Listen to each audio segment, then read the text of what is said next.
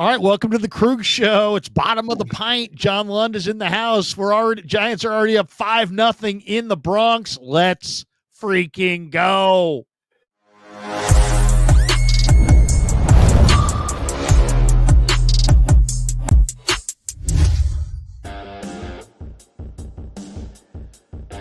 Base hit to left. Base hit to left for Fitzgerald. Runner goes to third. First and third, 2 outs. Giants top of the first, going off in the Bronx. Welcome to the Krug Show. And we call it bottom of the pint. John Lund is in the house. We're going to do this every Friday night during baseball season, hopefully. The rain is coming down in the Bronx. Aaron Boone's going to the mound. He's taking he's trying to delay this game so these runs don't count or something. Exactly. My God, man. How about going to the pen for the lefty? How about Jung-ho Lee, man? With the home run. God, three-run shot by Jung-ho Lee. We got to chug for that. Yeah. And by the way, tonight on the extravaganza, I've got a little Sierra Nevada. Very nice. Look at that. Sierra Nevada. I'm doing Corona in cans. I'm doing just regular Corona because I got made fun of so much for the citrus flavored Corona.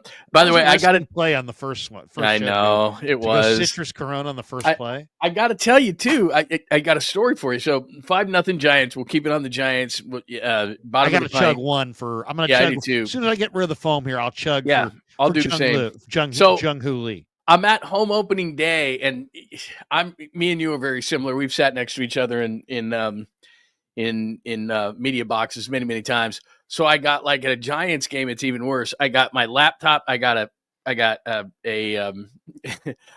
over here and a phone over here, and I'm watching you. And I'm like, I wonder what Krueger's doing for bottom of the pint on this Friday. It was so Krug. It was so awesome. The game was just okay and then it got crazy with the Mariners and the 10-8 and all that kind of stuff and the walk-off. But you guys are in the middle of doing a fantasy draft, like yeah. I wonder if they're talking about the game. I pop on and you guys are doing a mock draft. I go, oh, Krug, he can't help it. We're going anyway. Mock draft. It was classic. It was so classic because I'm like, oh, maybe I'll pop in because they probably yelled at me or something, or because I'm in the media booth and of course, I'm not at KBR anymore, so they throw me in like this corner. It was in the booth, but it was in this little corner. I thought I could probably broadcast from here. Nobody's gonna say anything. They're all over on the other end, and I'm like, yeah. So I didn't end up doing it. But I was thinking to myself, I probably could have, And I was going to jump in, but you were mock drafting. Yeah, I was mock drafting. Football front news just out of the chute here. Drew Lock rejoins the Seahawks on a 2-year deal. Patrick Peterson hangs it up. And they're saying Derek Carr's shoulder is not good in New Orleans. Sounds like they're leaning towards a Dart or a Shador in the draft. And then NFL rumors, I don't know if it's a legit site or not, but I follow them. The Raiders reportedly could move Aiden O'Connell in the NFL draft. He stinks. That guy stinks. And supposedly the Bears really, really badly want Ashton Genty, and that they were willing to trade up from 10 to make sure that they get Ashton Genty.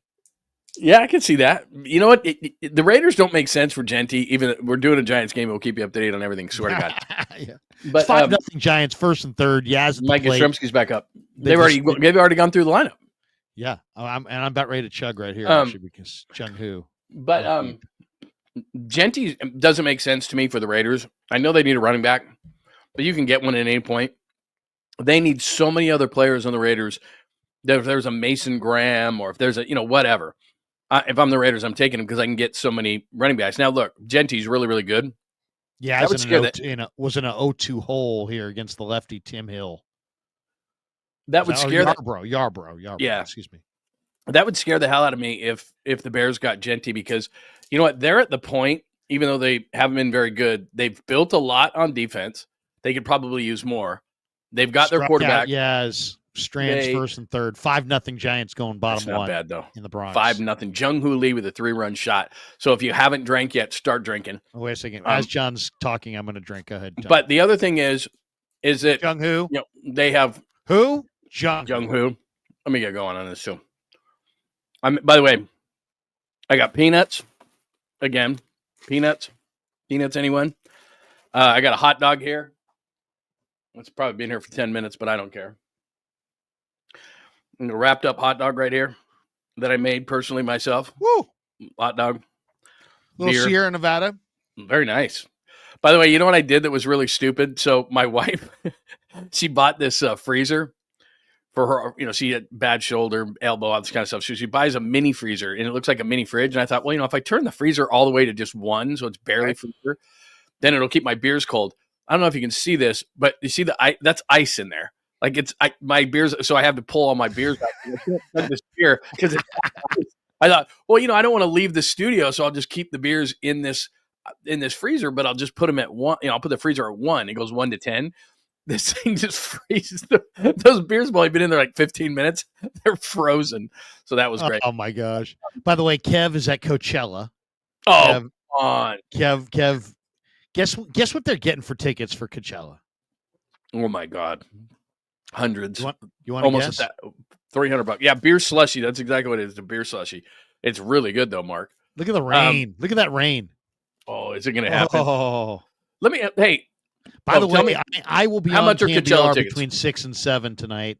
You are? I am going to be on between 6 and 7. Oh, it is pounding again. If the game's not on. With a little rain delay coverage. A little rain delay. Well, we may have to cut it short. Coverage. We may have to cut it short a little bit, but 5-0. Jung-ho Lee with a 3-run shot. Let me ask you this, just to stay on some baseball, just for a second. Jung-ho looks good in the early game. Yeah, let me ask you about that. Is this legit? Is this real? Million. Well, he's not worth $19 million. I mean, no, but last year going into the year, that. Everybody was like, "Well, Jung-ho's going to be," and I'm like, "Whoa! Jung-ho Lee hit 262 last year with a 641 OPS. He's a good defensive player, but I thought to myself going into the year, I don't know. That's a question mark. I know it's early in the season, but God, is it? In fairness to Jung-ho, if I know, and I know you do watch, but the way baseball goes.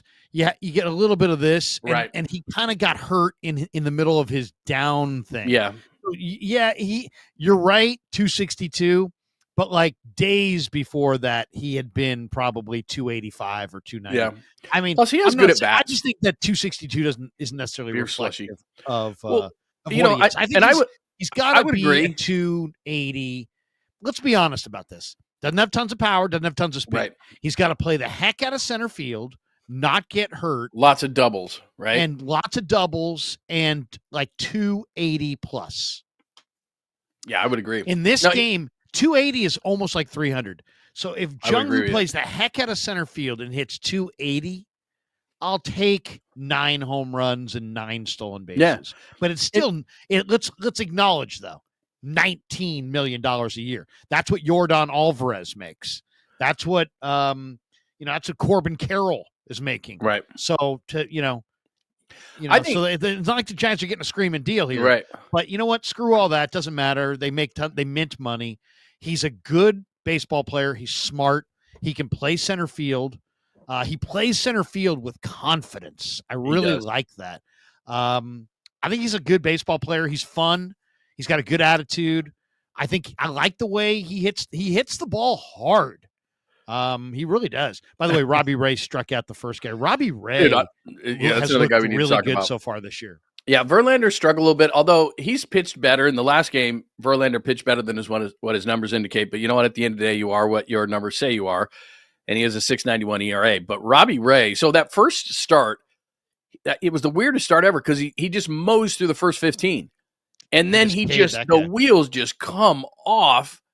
And then in the second start, he's great. Now he's off to a great start here, like you said, a couple of Ks to start the game. And if he's good, then all of a sudden, you're looking at Logan Webb's going to be Logan Webb, and Robbie Ray's probably then your number 2, and Jordan Hicks, at least for half the season, is going to be really, really good. And hopefully Verlander gets his sea legs. Well, they're good. I mean, they're not that bad. I mean, look at their lineup right here. Look at Patrick the pen, Bailey behind the dish, Chapman at third, Adames at short, Fitzgerald or Casey Schmidt at second, right? Lamont Wade or Wilmer at first, Ramos in left, Jung-ho in center. Yaz has been swinging it and right. You also have Matos. I think they could use another bat, which I think was reflective of the two games that they lost. I mean, they could use that gigantic DH bat would be great, even though I think they do like the idea of kind of matching with the DH. But It's not, the pitching has been, Hicks is fresh, John. So then Right. he looks That's way it. better than he'll typically look later. But their pen's good. They have a totally different, Melvin seems like he's got a totally different vibe this year. I don't, You doesn't know it what it seem is? different? Yeah, you know what it is? I talked to a couple of people at the yard. I think Farhan really was, I'm not going to say it was like Billy Bean over his head, but it was, this is what the numbers say. This is what the numbers say. This is what the numbers say. This is what the numbers say. And Buster has said, look, man, manage how you manage. Well, the numbers are still there, and we're not going to ignore the numbers, but I think Buster's just saying, hey, bro, manage. Use your gut. You guys can manage. You guys can do this. You guys can do that. You know the feel of the players. Be a baseball guy.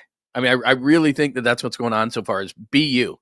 And all of a sudden, look at them. Because you know what? With San Diego, it was the same way. A.J. Preller, these are the numbers. These are numbers. These are the numbers. Bob even said it. They were too analytically driven at the end with the Padres. Goes into the first year with the Giants. He just wants the job so badly. He's like, whatever. And he's got a nerd telling him what to do. I think he just feels a lot better that he can not ignore. They're not ignoring the numbers, but have a feel to the game. That's what I think. I could be wrong. Robbie Ray just struck out his second, and now you got Bellinger up with a man on first with 2 outs in the bottom of the first. Giants up 5-0 in the Bronx. Jung-ho Lee with it. Jung-ho Lee with a bomb to right center, hit it 387 with Yaz and Adames aboard.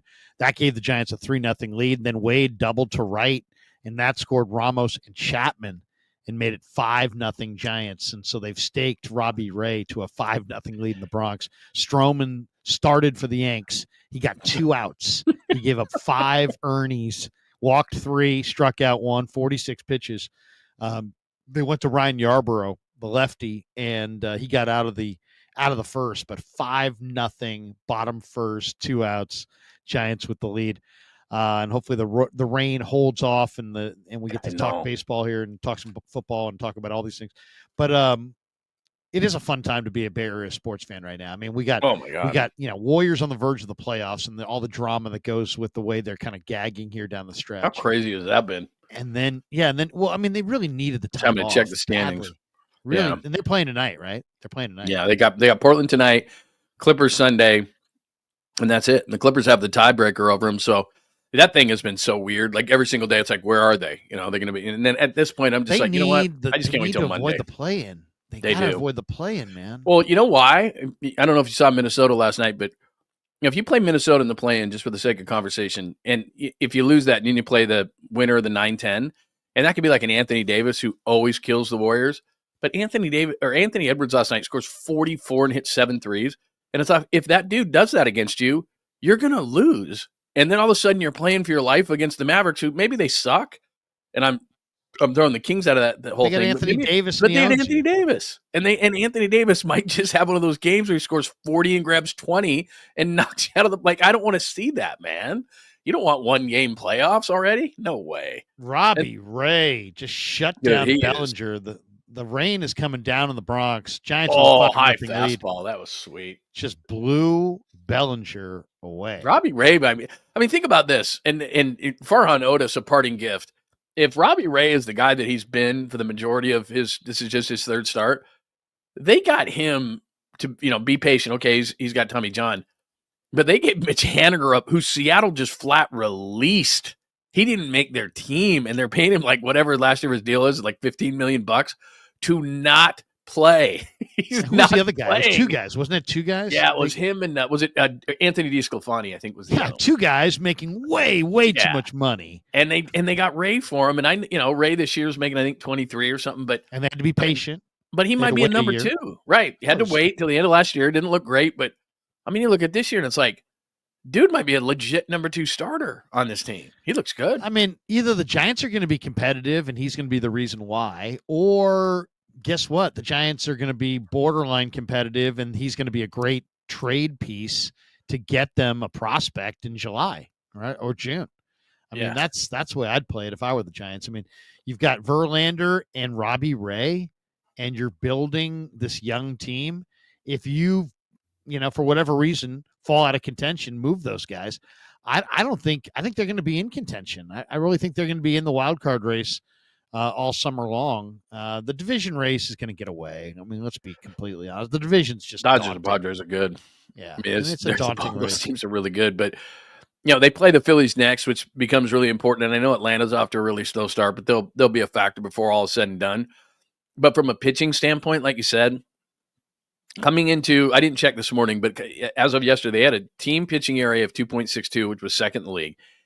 And just like in the last game of the homestand where Yaz wins it with the walk-off, their bullpen gave up nothing. Verlander kind of struggled again. He did get through 5, but the bullpen gives up nothing. And if Randy Rodriguez, I think he's the key. I know what Walker's going to give me. Duvall scares the hell out of me, but that's just what he does. But if Randy Rodriguez can be legit, say he's your 7th inning guy and Duvall can figure it out, all of a sudden you're going Rodriguez, Duvall, Walker, and you're playing 6-inning games. And most of these guys, Verlander included, Robbie Ray included, they can give you 6. So all of a sudden you're looking at this thing going, okay, they can pitch. And then the thing people don't think about is on the road last year, they hit the 6th most home runs on the road. They don't hit the park's hard to hit, no doubt. But this team hit on the road last year. They just didn't hit at home. It'll be interesting to see how Robbie Ray attacks because he's been super aggressive in the strike zone. And if the Giants, it's interesting. You look at the forecast. The forecast in New York is calling for 100% rain at 10 p.m. to 3 a.m. Right. So Robbie Ray needs to pitch fast. Yeah. Attack the zone. Get in there. Nasty, isn't it? Get this thing over with. Get through 5, right? Get through 5. If he can pitch quickly and just put the ball over the plate, I don't think this may not be a 9-inning game tonight. What do you think? I'm not that I'm worried about it. Willie Adames walked in his first at bat, scored that run on the 3-run Jung-ho. What do you think of Willie Adames so far? Oh, he's flat dominant. No, he's hitting 180. Are you kidding me? He's the greatest I've ever seen. What if it's just some blatant? Have you watched a game? No. I think he's going to be fine. I think he's pressing.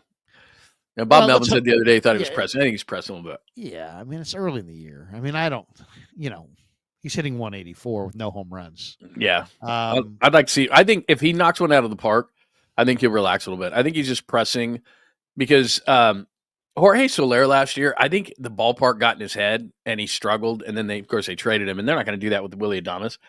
But I really think that these guys, they come into this place and it's good that they get on the road and maybe pop one out because I think they start getting like, oh my God, am I going to hit one in this park? Am I going to hit one in this park? And they start pressing a little bit. I mean, he just last Friday when he hit the walk-off, single to right, he went the other way and he went with the pitch. He just didn't try to do too much. Yeah. And he said it after the game and it was like, dude, that needs to be your approach until you see a pitch you can drive out of the park. Stop trying to kill everything. We're not judging you yet. Now, pretty soon we're going to start getting pissed, but it's okay. Just relax. Well, yeah. I mean, guys have bad days, bad weeks, bad months in baseball. I mean, you just got to figure. He's a veteran. He'll pull out. He knows what he's doing. I don't worry about. I mean, obviously his numbers are going to be a little suppressed playing in San Francisco, right? Compared to some of the other places he's played. Ground ball shortstop for Jung-ho, and he beats it. No, they get him. So there you go. His start couldn't have been better. I mean, it's not only you and I were talking about him a little bit before. His at bats are really good. That's what you're talking about too. When he was hitting last year, when he hit 262 with a 641 OPS. Yeah, his at bats are good. Early in the season, even when he wasn't hitting, he had a couple of walks, scored some key runs. He has good at bats. He fights. He's got great hand-eye coordination. He's not going to, like you said, he's probably not going to hit more than 15 home runs. He's probably not going to steal more than 10 bases, 15 bases. But if he gives you solid defense in center field, hits that 280 mark, like you said, which nowadays, as you pointed out, hitting 300, and solidifies that 3-hole, you don't have to hit 30 home runs in the 3-hole. I mean, it would be nice. But in that ballpark, if you're hitting a bunch of doubles, let's say he hits 40 doubles, that'll work, and he could do that. Well, I mean, if you really, I mean, you think about some of the teams that the Giants have won the World Series with, right? We've seen the Giants win 3 World Series. So, Giants fans are intimately, keenly aware, I should say, of what it takes to to win a World Series. And it's not like those Giants teams were all just maulers or just destroyers who rolled in, put up all kinds of runs. What you really need is good pitching, good defense, a smart manager who makes good decisions in October, and 8, or in this case, now that the DH is in the National League, 9 somewhat tough outs. Tough outs, just guys who fight, and there's good. You're getting good at bats. And the Giants, the one thing about the Giants, they probably have too many guys who strike out. It would be nice if they had like one more really good contact hitter. Yeah. Like the guys won the batting title in San Diego the last couple of years. What's his name? Oh, yeah, right. Luis Arise, yeah. Yeah, I'd love to see the Giants have Luis Arise and just see what it would look like if they had one more guy getting 2-3 hits every night. But, I mean, Wade's a good on-base guy, even though he's off to a really slow start. Flores is off to an amazing start. God, It looks like he's going to have a huge year. Bailey's not much of a right-handed hitter, but he's a pretty good left-handed hitter. He's not off to a very good start. Fitzgerald is the key guy.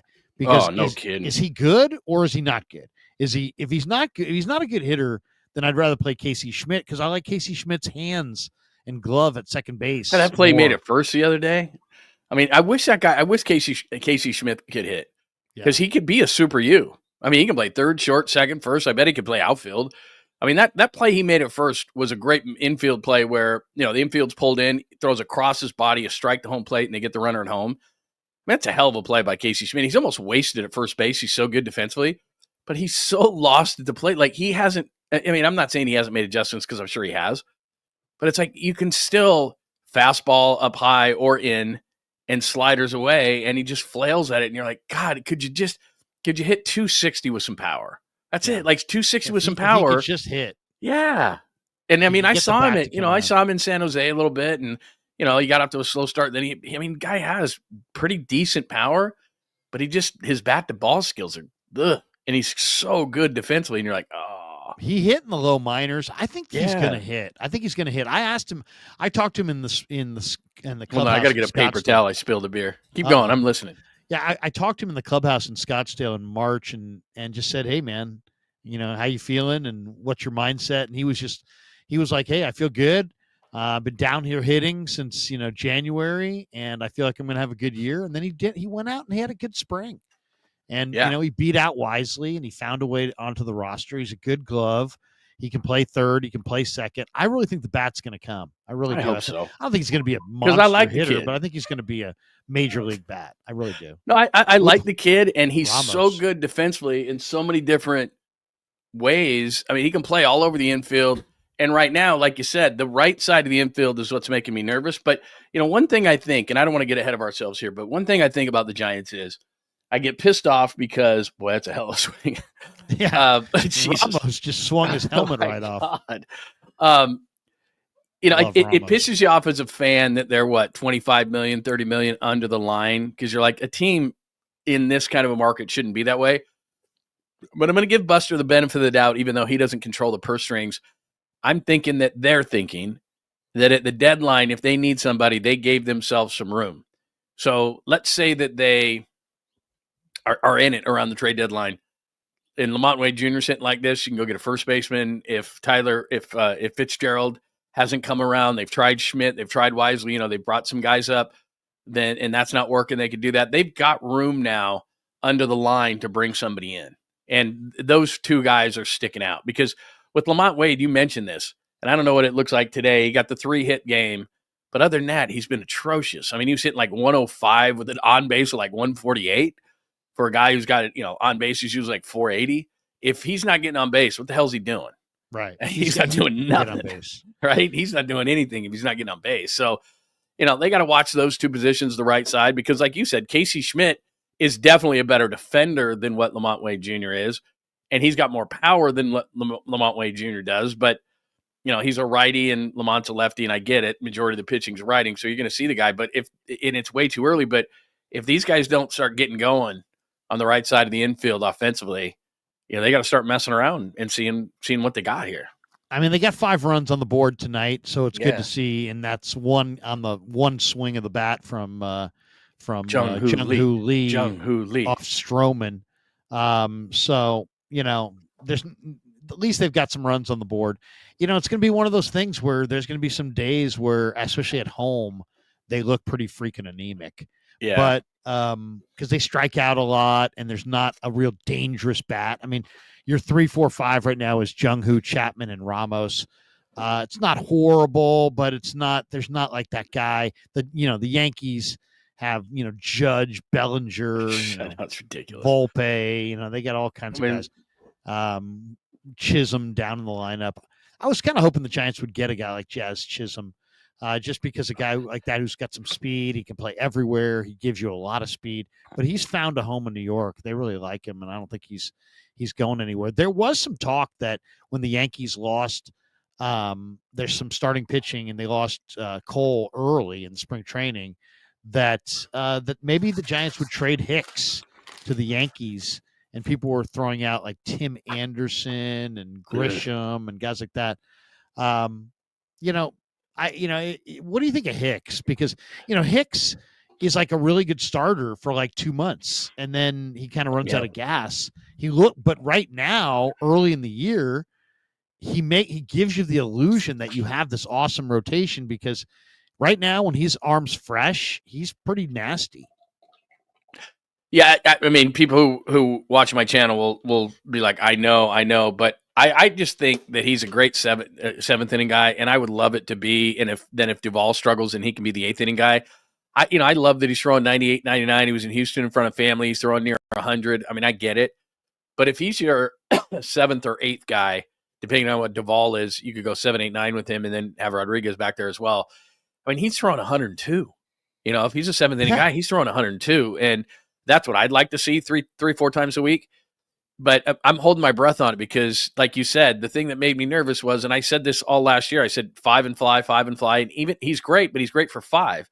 And what that does is eating innings is a huge thing because it doesn't tax your bullpen. And so what was happening last year was you'd have Logan Webb do what he does, and then the rest of the rotation was 5 and fly.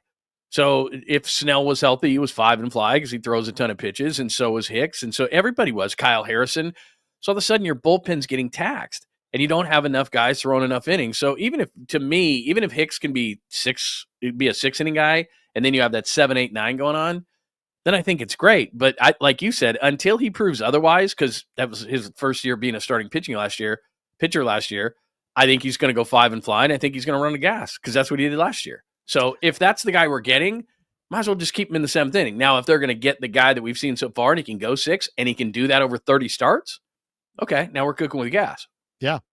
Let's hit some supers here. We've got some supers, and I'm not sure if Kev put that in the did Kev put that in the deal as far as the target, super target? I think if we get 50 supers, we chug. But this is from Fuji Simi. He says, Larry, did I hear correctly this morning you don't drink coffee? Larry, I expect you to have a keg and John to have a Foreman grill on standby for the live stream.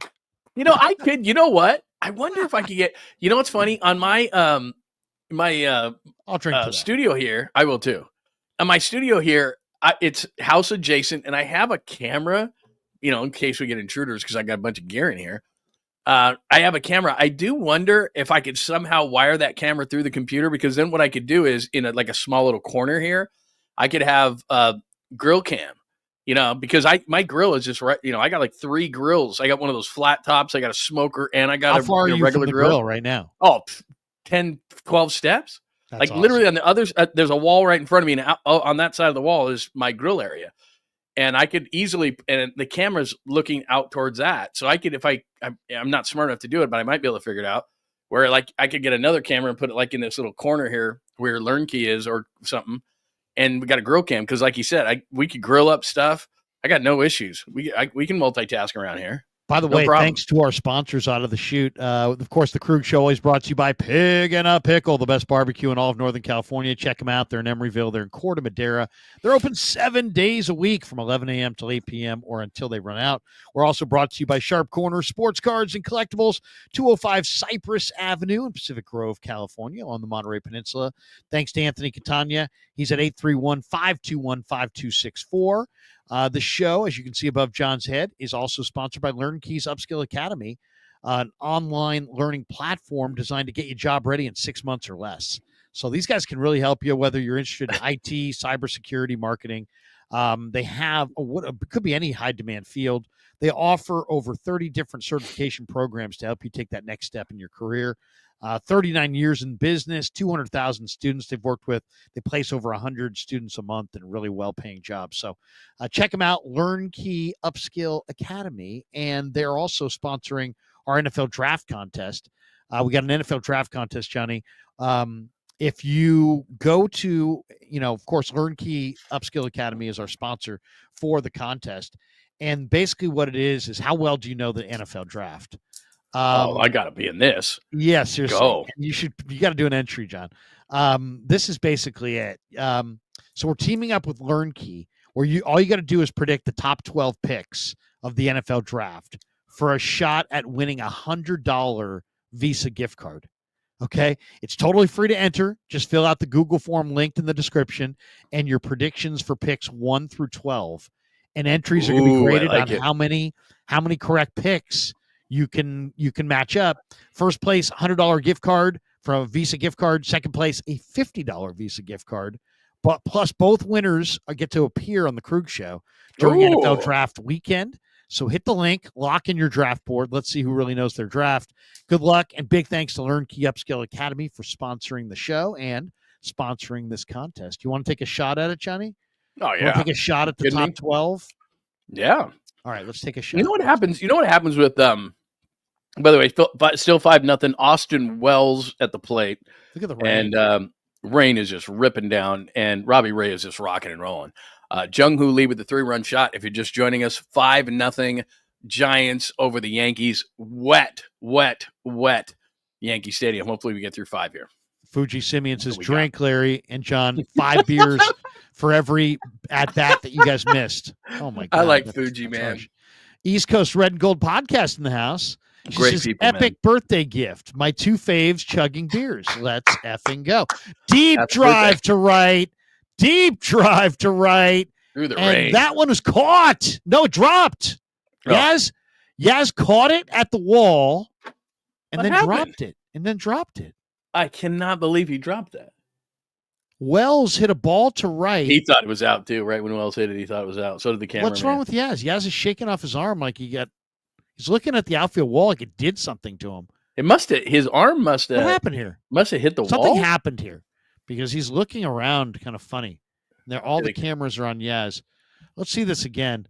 Drive to right. Yaz is at the wall. He leaps. Did a fan touch it? A fan touched it.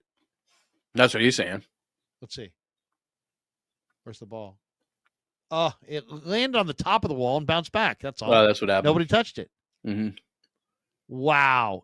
And there's no yellow stripe on the top of that, so that's a double or whatever it is. Well, here's a good angle. 5-1 now. The run scores. Yeah. Giants have 5-1. You know what? He never would have got that anyway, but he did jump a little early. Yeah, right off the top of the wall. But some stadiums, now we're seeing, what is that? They're showing us like replay review. I wonder if that's a home run. If it hits the top of the wall. Look at the center. Like now they're fixing home plate. They're putting new dirt on home plate. It's a freaking mess in New York tonight. Plus on the slow-mo, do you see the rain? Like it's just pounding rain. Pounding rain. Oh, they're doing a replay on it now. Okay. It just shows how badly they're showing this. They're trying to see if it's a home run. We don't chug on Yankee home runs, by the way. No. We're not chugging. If anything, we'll pour the beer out. Yeah. We're not. Cheers, everybody. By the way, is everybody drinking tonight? It is a Friday after all. This is our. By the way, if anybody wants to join us, I'm going to put the video thing in the chat. So you guys, if you guys want to join, but you have to have some cold too. You have to have some brew. You gotta be drinking something. So I'll put the exactly nothing. You can't be just coming in here doing. You just can't be just coming in. You got to come in. You got to chug something. I don't care if it's water. No. And be careful chugging water. By the way. Can be dangerous. It can be dangerous. Fuji Simeon, Larry, I'm disappointed. No beer glasses or mugs with SI Wildcat logos. Where's the SI swag? Is it realistically possible for Lee to hit 280 this season? I think it's possible. Oh, I do. I think so.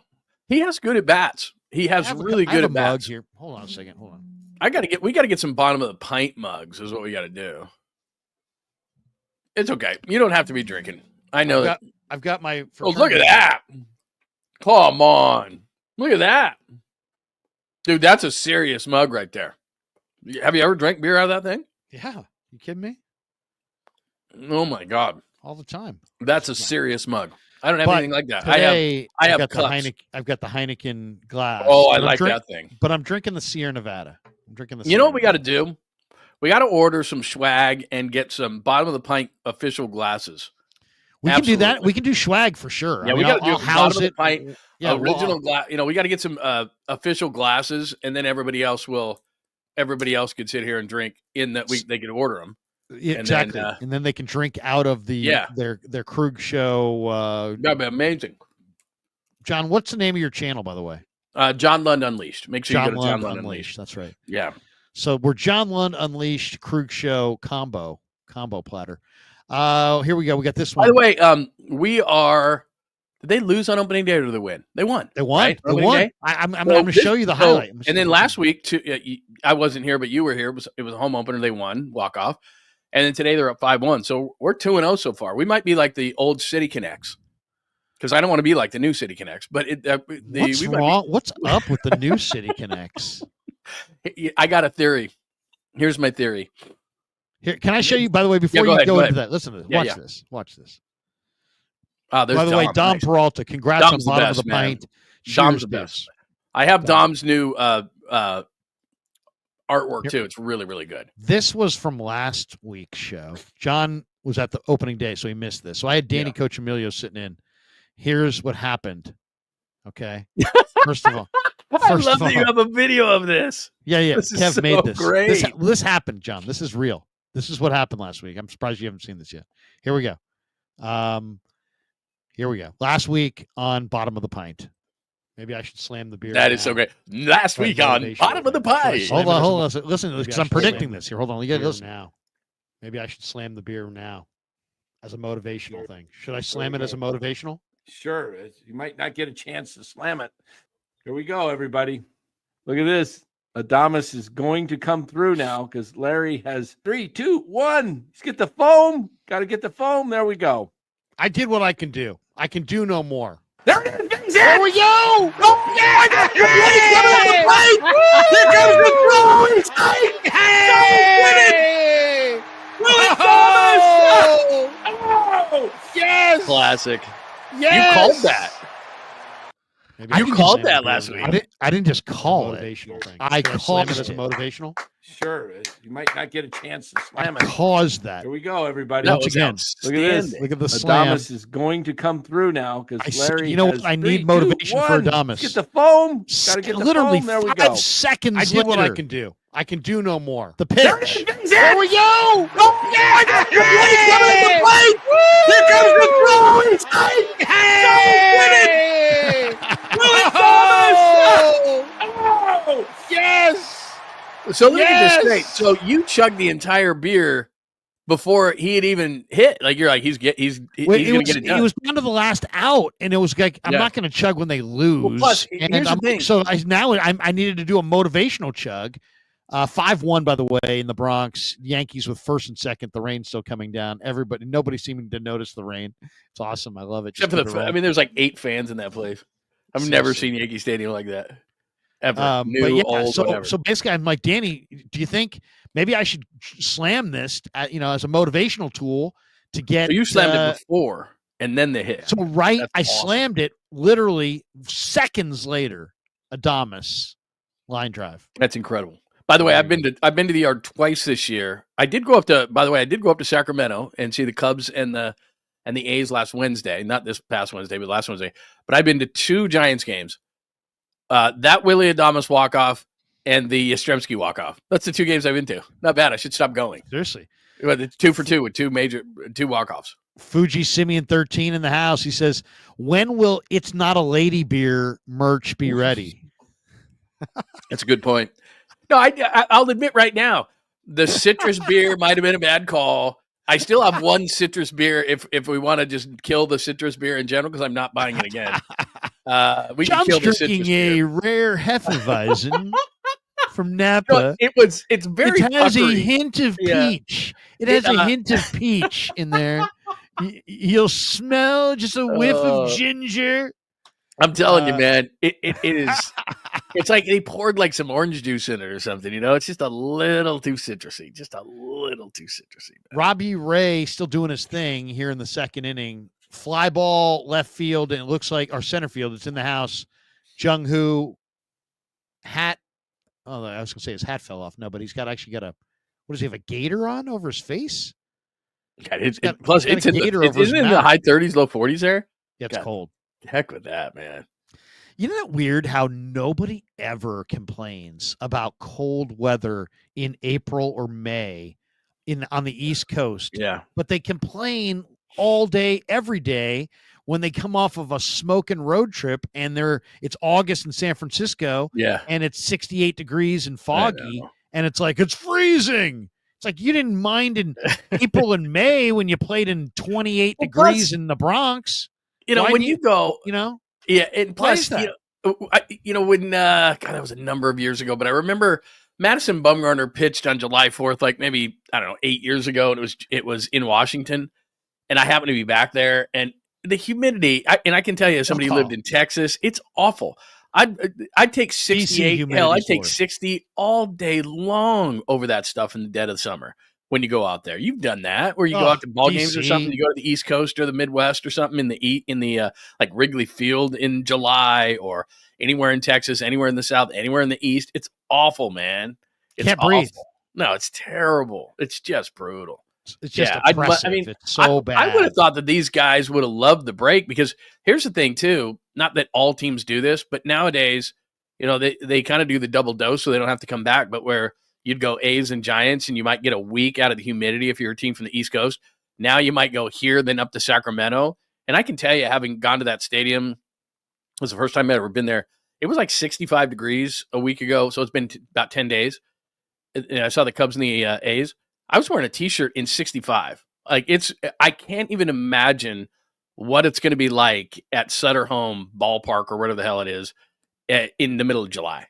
I mean, it is going. I'm going to Giants A's 4th of July weekend. They go Friday night, Saturday night, Sunday night. It's all 7:10 starts, but it'll be night games. Night games in Sacramento. I mean, it'll be glorious, man. No, you know what? I didn't mind it.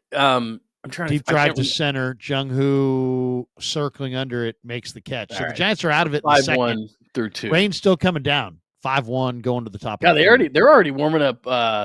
Bivens. My goodness. Spencer Bivens. Oh, because he had the break, when they went late and everything, they might be doing that kind of stuff. But no, you know what it felt like? Severino's the one who said it. The whole time I'm sitting, because they have the lawn out there and everything, it feels like being in a spring training game. So I'm not saying it's good, bad, or indifferent. Sacramento like better than I do. You get off the freeway. It's West Sacramento, so you don't have to go through the city or anything. You get off the freeway. Parking is simple. There's no traffic whatsoever. I got there like an hour before the game so I could, hang out a little bit on the field. No traffic. Walk right to my seats. I had like third row seats down the first base line. I paid $39 for, and it was ridiculous. If you're hung up on a big ballpark, the place will piss you off. Well, but for the most part, it's if you like spring training, and they have the same problems they have in Oakland. There wasn't a lot of people there. It was a Wednesday, beautiful day, like 65. There's probably 8,000 or 9,000 people there, so you had plenty of room to spread out. And I didn't mind it. Now, I thought it was weird. It felt really weird that here come the big old Chicago Cubs playing in the minor league stand. It was weird, and it took some getting used to. But it's far different than the Giants game. There's no question. But it's not like I didn't have a good time. I think it could be the wave of the future. I mean, smaller stadiums that are a little bit more high, like high level, like, maybe things will change in the future where maybe it won't be so many people going to a game, but maybe the amenities are really, really great. And maybe the food's free, I'll tell you, watching makes me think outside the box is watching Tampa. They were in that terrible, awful, oh my God, Tropicana Dome or whatever. They're at the minor league park. Now they're in the Yankees training facility, and the Yankees training facility stadium is awesome. It's a cool little spring training awesome park. I mean, it's a small park, but I was watching the game, and it's televised so much more attractively than the Tropicana Dome or whatever. What was it? That was originally that was supposed to be where the Giants were going to play. Isn't that wild? That's where the Giants were going. It was the Suncoast Dome way back when. Right. The Giants were going there, and then they're like, no. Let's keep the Giants and Dodgers on the West Coast, and that's probably what's better for baseball. But that would have been a very bitter pill. I mean, I tell you, if the Giants had left, Giants almost left when I was 7 to Toronto. Bob Lurie stepped in and bought the team. The Giants almost left again after 90, was it 90, 94, 5, 6, somewhere, or 90. Yeah. 92, well, everybody was 92, having problems. 92. Yeah, there you go. They almost left after 92. And then, they sold the team, Larry Baer and Peter McGowan, and they bought it in 93. 93 was one of the greatest years in Giants history. My personal favorite year was 93 because we really appreciated the Giants in 93 because they were almost gone at the end of 92. And so 93, they're back. They're not gone. They've got Dusty. They've got Barry Bonds. And they've poured some money into the ballpark, even though it's crappy Candlestick. It still was dressed up. And the Giants won 103 games. Lamont Wade with a line drive to center field, but it's caught in center field by the former Trent Padre. Grisham. Trent Grisham. Yeah, Grisham in center. Yeah. Fuji Simeon says, wine coolers or Mike's Hard Lemonade up next week? Did you ever tried Mike's Hard Lemonade? It's like biting into a lemon. It's terrible. Is that the commercial with the guy? It's like Mike's Lemonade is some weird creature that comes out of the guy's shoulder. I think I might be right. No, I never got into any of that stuff. I could stomach a seltzer every now and then, especially in the summertime. Although I was saying this morning on my show that this might be a problem on my behalf. Like I'll take seltzers and put vodka in the seltzer. It's a vodka seltzer. It's already got it, but it just doesn't taste that strong. So you kind of add to it. So that's kind of a problem. But yeah, I've never been to like a Mike's Hard Lemonade or any of that kind of stuff. I was never into any of that stuff. And, where are you on the 11th pick, by the way? Okay. I know you like this guy, and I kind of passed it by a little bit, but some things I'm hearing is. Oh, look at this one. East Coast Red and Gold podcast. Krueger and Lund have to chug beers for my birthday. Yeah, that's fair. Epic birthday That's present. absolutely fair. That's 100% fair. Good people, too.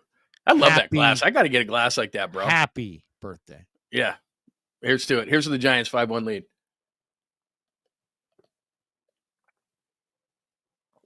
That's tasty. I'm going to go with a Stella Artois. That's what I'm going to change up a little bit. When Gary referred to that beer on the radio as Stella Artois. Gary Radnich's not a big beer guy. A big beer guy. He's drinking Stella Artois. Guy, you got a good Radnich, man. That's not a bad Radnich at all. I mean, come on. I mean, you got John Lund over here. I mean, the guys. I mean, come on. What are we talking about? I mean, Larry gets mad about the offensive line. I'm over here. I'm just going. Come on. Watch me on Cron, please. Somebody recognize me. Nobody cares. There's our first nobody cares. I'll say it again. Nobody cares. I mean, nobody cares. I got to tell you, that was a highlight because it was right at the beginning of KNBR, and we would come on after you and Gary, and I was a fan. Like I said, I grew up in Southern California, and everybody knew about KNBR, man. I would listen all the time to KNBR on streams and everything. And so, like, I was over at 95.7, but when I first came over there, and it was like, you and Gary, and it was like, what's up, dude? He was a classic, man. I don't know if I ever told you the story, but so they put Damon with him. And Damon thought he had some mandate to take the thing over, I think. And Gary, nobody told Gary that, right? Nobody told Gary. And then Damon did this getting to know you thing. And that was it. I think Raddy was like, "No, that's it. I can enough with the getting to know you." Didn't Gary go on vacation or something like that? I think Gary at that point said, "You know what? You know, I Radio's so need the weird. money, but I don't need it that much. You know what I mean? He's like, I need the money, but I don't need it that much. And that's when he told, I think, Hammer and Bill Bungeroff, hey, man, let's figure out something else. Yep. And I just happened to be sitting right there. I'd just come back to the station after my hiatus. Yeah. And, Your hiatus. when I was out there really trying to find myself. Right. But then they said to me, hey, would you go over to Radnich's house? We'd like to put you with Radnich, but, we'd like to break bread and talk about things. And, and Gary wants to have us over at his house. So I'm like, yeah, of course, let's do it. So me, Gary, right. Gary's wife, Bill Bungeroff, who was the KMBR boss at the time, and Lee Hammer all dined at Gary's house in St. Francis Woods. I'm surprised he let you guys in. I know, it's awesome. Seriously, especially Hammer. No, I'm just joking, Hammer, if you're watching. But anyway, so we dined, and they had this thing catered. We had these amazing steaks, and it was all catered. So classic, Gary. I'm gonna have everybody over. I'm not cooking a damn thing, dude. I mean, it was amazing. It was like this 5-star catered, awesome lunch. Oh, that's amazing. With filet mignon. Right. I mean, it was freaking amazing. And in the meeting, it came time for me to talk, and I just said, "Hey, look, Gary, I don't know what happened with you and Damon. I don't know what went down, but I respect you. It's your show. I want to compliment you. If we can make this work, let's do it. If I'll say this: I'll never rip the show out of your hands. I'll try to compliment you as best I can, and let's have some fun and talk some sports and really let it rip. I think we could be good." And he's like, let's do it. And that's where, me and Gary's radio partnership began. And I'll tell you, man, it was a joy to work with this guy. We did a lot of public appearances, a lot of different remotes and that kind of thing. And I don't think I've ever seen anybody treat anybody better than Ratty used to treat the public. Yeah. Some days we'd walk from the station to the game. Those 5 blocks from Second and Hawthorne to the game. And, he's Gary Radnich. He's been on TV for 25 years. People are stopping their cars. They're beeping, hey, Raddy, hey! Give Pam more crab tonight, all this stuff. And Gary just loved it, man. He just ate it up. I mean, ate it up. He made these people feel great. He talked to everybody. He was like the mayor. He was like Mayor McCheese. And and then we'd walk to our cars at the end of the show, because the lot was like about a block and a half away. When we worked on Battery. Oh yeah. And we'd walk. We'd walk a couple blocks, and everybody recognized him. He's shaking hands. He's talking to people. Gary made people feel good on the radio, off the radio. He just made people feel good. He made you laugh. When there was people that were too amped up, he'd be like, hey, whoa, calm down, Bob. And then when people were too sleepy, he'd be like, Bob, you awake? You awake? Yeah. And then my favorite line that Gary had was, somebody who's just horribly terrible. And I'd be like this. I'd be going to Mike, because Mike was our board op, who's now the program director. Right. I'd be going to Mike. Like a terrible call, right? I'm like, get rid of this call. No, come on, no. Yeah, come on. No, I got this. And then he'd be like, hey, Leo. Like, yeah. That was the best part of the show, man. He'd be like, Leo, if your livelihood depended on this phone call, would you let it continue? And he's like, probably not, Gary. And he's like, goodbye, Leo. So classic. He was so throwback, man. Drop the goodbye, Salinas. Yeah. Bye, Salinas. Bye. And it just, that show. I mean, I just had so much fun. And then Kate Scott. I mean, she's graduated onto Sixers play-by-play, and I think she's doing a bunch of different things, and she's doing a great job. But, she was just getting started in radio, and she, had it with me and my big mouth, had it with Gary and his backward, way of thinking, and she would just give it to us. And there was some good stuff there. We definitely, when the Giants were rolling, which is, 10, 11, 12, 13, 14, 15. I mean, that show got like a 13 share. Oh my God. I mean, we got crazy numbers. So it was really fun. A lot of fun. Nah, he's a great guy. 100% real. I mean, that's just what you were in for. It was just like, Gary's going to tell you exactly what he thinks. And he was a great dude. But like you said, the one thing that he didn't always show was an underbelly. He was an incredibly nice guy, incredibly generous guy. And the other thing I always respected about him is at the end, he did that final show. Dead, by the way, he's not dead, by the way. No, he's not dead at all. But you know what he did do? He'd accomplished a lot, and so many people have such gigantic egos that they can't go out of the spotlight. Gary said, "That's it. I'm done, man." Like, every once in a while you see a tweet or something like that. But when I'm done, I'm done. I'm not going to be. You know what he used to say? He didn't want to hang around. He doesn't want to. Like, I'm sure you've talked to him, right? Like, he doesn't want to come on podcasts. Oh, no, he doesn't. Like, he wants to be done. He wants to be done. But I think I still think I can get him to come on. But that would be amazing. He'd be like, I'm not gonna be hanging around the press box trying to put a hot dog in my back pocket. Exactly. He's classic, man. And look, he would call everybody out. Everybody that needed to be called out. It was, it was just a different day, man. It was just a different era, and you could call guys out and say certain things. The Giants didn't always like him, but when the Super Bowl was here, man. John, we were at, when the Super Bowl was here for Super Bowl, Denver and Carolina, Super Bowl. We did our show at Radio Row. You guys were probably there as well. Right there, the Sconey Center. And there was some, very attractive woman walking around, right? And he's like, Miss West Virginia just walked by. He's kept calling her Miss West Virginia. And we were on like a, you could, like, there was a speaker, I think. It was like, so like she turned. Like, Miss West Virginia just walked by. He's classic, man. And she turned over. She loved it. She absolutely loved it. She's like, that's so funny. He was classic, man.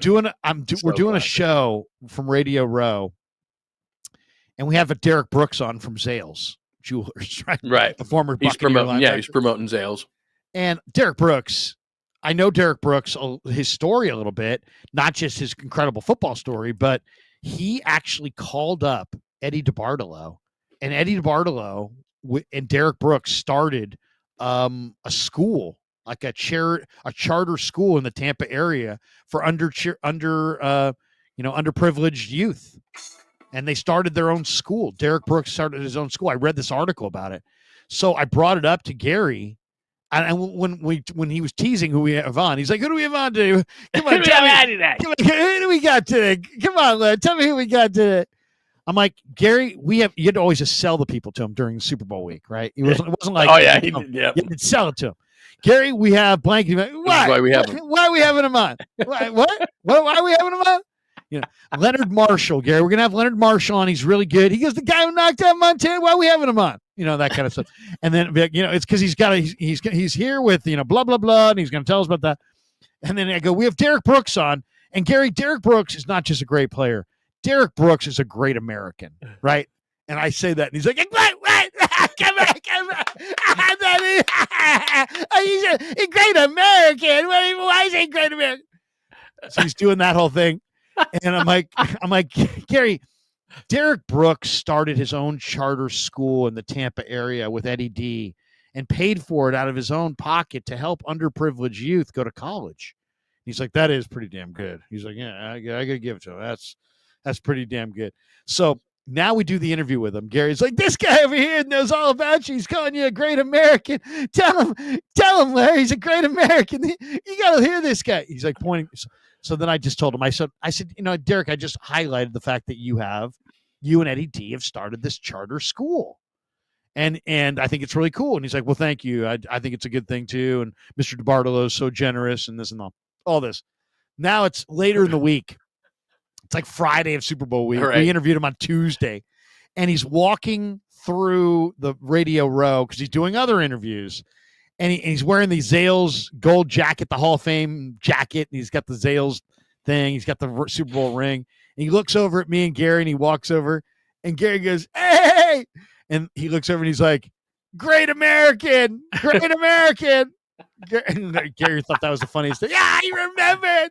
He remembered. Oh, that's classic. So classic, man, that dude. Let's see. We got 5-1 run around first. The runs are holding up, man. They got the early 5. Jung-ho Lee gets a 3-run homer for just jumping in. And Aaron Judge at first base and trying to keep it under control is Robbie Ray. Bottom of the 3rd. If they get through 5, it'll be a miracle. We're going to have a short day. I think we're going to have a short night. Although it looks like it's lighting up, though. Rain looks like it's lighting up. The rain definitely looks like it's lighting up. Okay. They sit at 10 p.m. Eastern.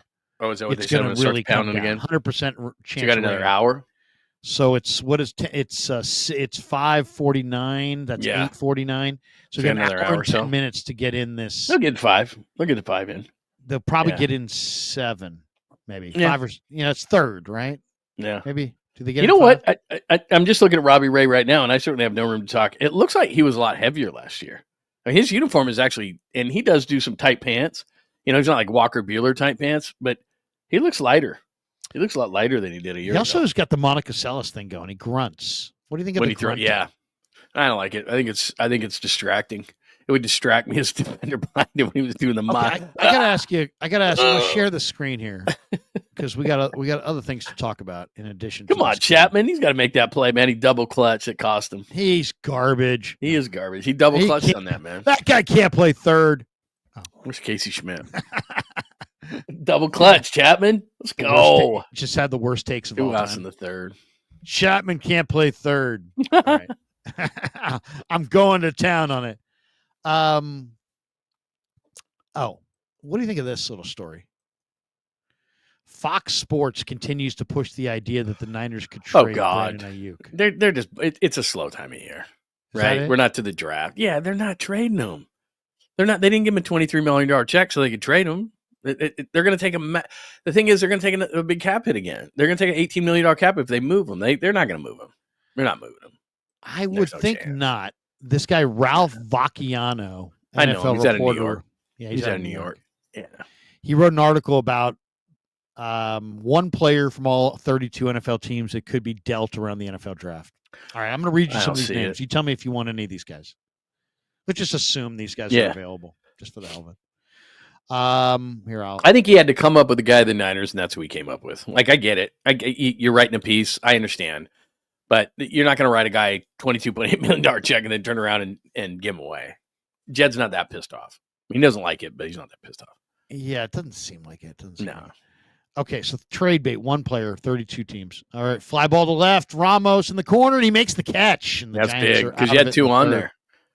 5-1 Giants going top 4. Ramos has got a gator on as well. Or is that what is that? Something like that. Dude, it's cold there. It's not just raining. It's like high 30s there. I mean, it is ridiculous. Too cold for baseball. We're both in the East Bay. I mean, today in my studio, I have the door open, I have the windows open. It's nice today. I mean, it's a nice day. Oh yeah. The hell with New York and their weather. Arizona Cardinals, James Conner. Oh my God. I mean, they would never trade him because it's in division. But and again, McCaffrey, I understand that, but man, he pounds on people. Niners need another running back, no question. Yeah. Falcons, Kirk Cousins. He's going to Cleveland. You think he's going to Cleveland? Yeah. A lot of people say he's going to Cleveland. Baltimore, are they going to trade Mark Andrews? If Isaiah likes he's so banged up. I mean, he's one of those guys that if you could get him cheap, he'd be a great number 2 to Kittle as that patch catching tight end. But he's been so injured. I think he's done. He tried the key drop, man. Oh my God, the drop he had. That was massive. That was painful. Yeah, no chance. Buffalo defensive end AJ Epinesa. I mean, Epinesa. I would take him. I don't mind him. I think he's one of those guys that he's got 1 year left on his deal, and he's okay. He's not great, so you don't know what to do with him, and you put him up. I could see that. What's he? Carolina's got Jadeveon Clowney. No chance. He's always out for sale. Bears, Andrew Billings. Billings is enormously strong. Aren't they keeping him? I guess they signed Grady Jarrett. That's it. Yeah. Yeah, he doesn't do much for me. I mean, they do need help in the interior. There's no doubt. But What about this guy? I mean, that's Henderson. the guy, right? But are they going to go an entire offseason? I mean, I hate to throw logic into a piece here, and I know what this guy's doing, but are they going to go an entire offseason not paying, and then giving Trey Hendrickson $30 million? I mean, that's what he wants. I mean, because here's the thing. He's going to the last year of his deal. So if you're going to trade for him, he's going to cost you a one. Shit. He's got the third most. Yeah, because he's got the third most sacks over the last 5 years in the NFL. I mean, the guy gets to the quarterback. Yeah, but he's in the tail end of his his career, though. Right, he's 31, and so maybe it's not a 1, maybe it's a 2. But the problem is you have to pay him because he's going into the last year of his deal, so you got to pay him. And the Niners aren't paying anybody right now. And what they're trying to do is trying Jet to get. Says they are. He says they are. They're just not paying the guys that they had. Yeah, we'll see. And you and I have had that We're conversation. I'm not as overly worried about it. You and I are on the same page as far as that goes. You know, I'm not. But I would love Trey Hendrickson. He's a try-hard guy. Opposite Bosa would be amazing, but he wants $30 million, and I don't see the Niners allocating that money. Fitzgerald up against Yarborough to start the fourth. Giants up 5-1. Come on, Fitzgerald, pop out of it, man. Let's go 5-1. I'd like to see Pop Fitzgerald. I like the matted helmets the Giants have. They used to have the shiny helmets. Now they're kind of matted gray. Browns they have down as Greg Newsome, who did not have a very good year last year, and he's getting $13.3 million on the fifth-year option. That ain't good. He had hamstring surgery last July and then struggled, lost his job early in the year, missed the last 4 games when the hamstring flared up. He's 24, but he's kind of an old 24. A little blooper to right for Fitzgerald. Yeah, so he's aboard. Yeah, Fitzgerald's such a huge key, by the way. He's just such a huge key because if he could work it out at second base, then you look across the diamond offensively and you say, okay, Lamont Wade Jr. is sticking out like a sore thumb. And if at the deadline they could pull a first baseman who could have some power if they stay in this thing, then offensively they're not too bad. It's just Fitzgerald's got to work because what you're going to start doing is if Fitzgerald doesn't work at second base, then you start playing a little bit of carousel. Can Casey Schmidt play there? Can Brett Wisely come up? They've got guys in the minors, and then you start messing around with that position. It would be so much easier because he's a really good athlete. He can steal some bases. It'd be really nice if he could work it out at second base. So I hope he starts in. Dallas, look at this. They have Micah Parsons. Is Dallas going to trade Micah Parsons? No way. We all know Jerry Jones. If to a fault, he signs his stars. Like he may let some really key players go, but he signs his stars. So he's going to sign Micah Parsons. Franklin Myers, Denver edge rusher. No opinion there, really. Lions, Amik Robertson. Amik Robertson is interesting because the Niners did go after him last year. Why would they trade him? That's such a good year. He came over from the Raiders and had such a good year in the slot for them. I don't know why they would move him. That was a good value. Yeah. Packers, I've seen this a lot, that the Packers are shopping Jair Alexander. Is that true? I mean, that'd be amazing, but he's a $20 million corner. Yeah. Same kind of thing. They've got to they got to extend him. And it's just, I'd love to have him just from a personal standpoint of just, hey, as a football player, do you want the guy? Of course I do. But finances say you can't really afford him, especially the way that the Niners are going. Houston's going to shop Dameon Pierce. That's a big one. It wasn't that long ago. He was a really good running back. When he was a rookie, he had a ridiculously good year.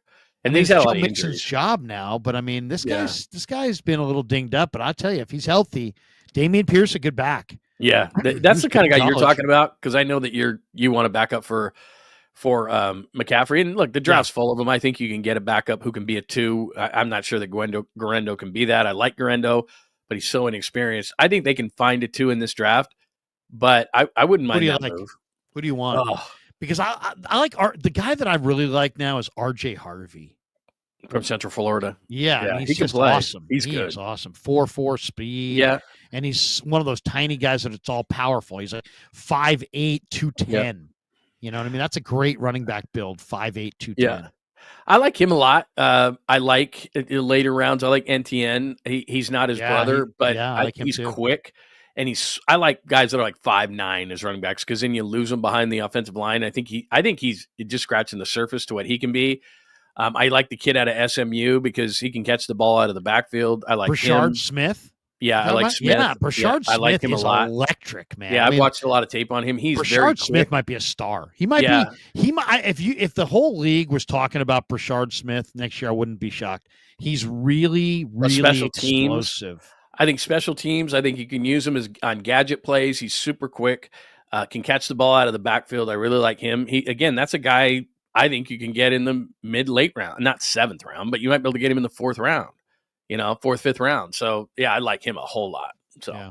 I think there's backups. I think that if you got yourself, and I know they need a lot, but I think if they could find themselves a number 2, Garendo's in there too, that they'll be set at running back. backs. They've used 4 backs in like 5 of the years. So I mean, they got to have some backs. Yaz to the gap. No. Line drive to right. Judge has it. Is that 5 runs going to hold up for these guys? Very nice. Possibly. It's 5-1. One out in the top. We're going to have to chug pretty soon because ever since we've been on the air, they're not scoring. Like they scored and then we got on the air and they didn't score. I know. What's going on, man? So I mean, as soon as the Giants can get another run, we can get into. I can get into beer number 2. I'm ready. Anthony Richardson. Wow. It says the Colts haven't given up on number 4 overall pick of the 2023 draft, Anthony Richardson, but they've seen enough to be worried. They even signed Daniel Jones to compete with him this summer. They're giving him a chance to take his job.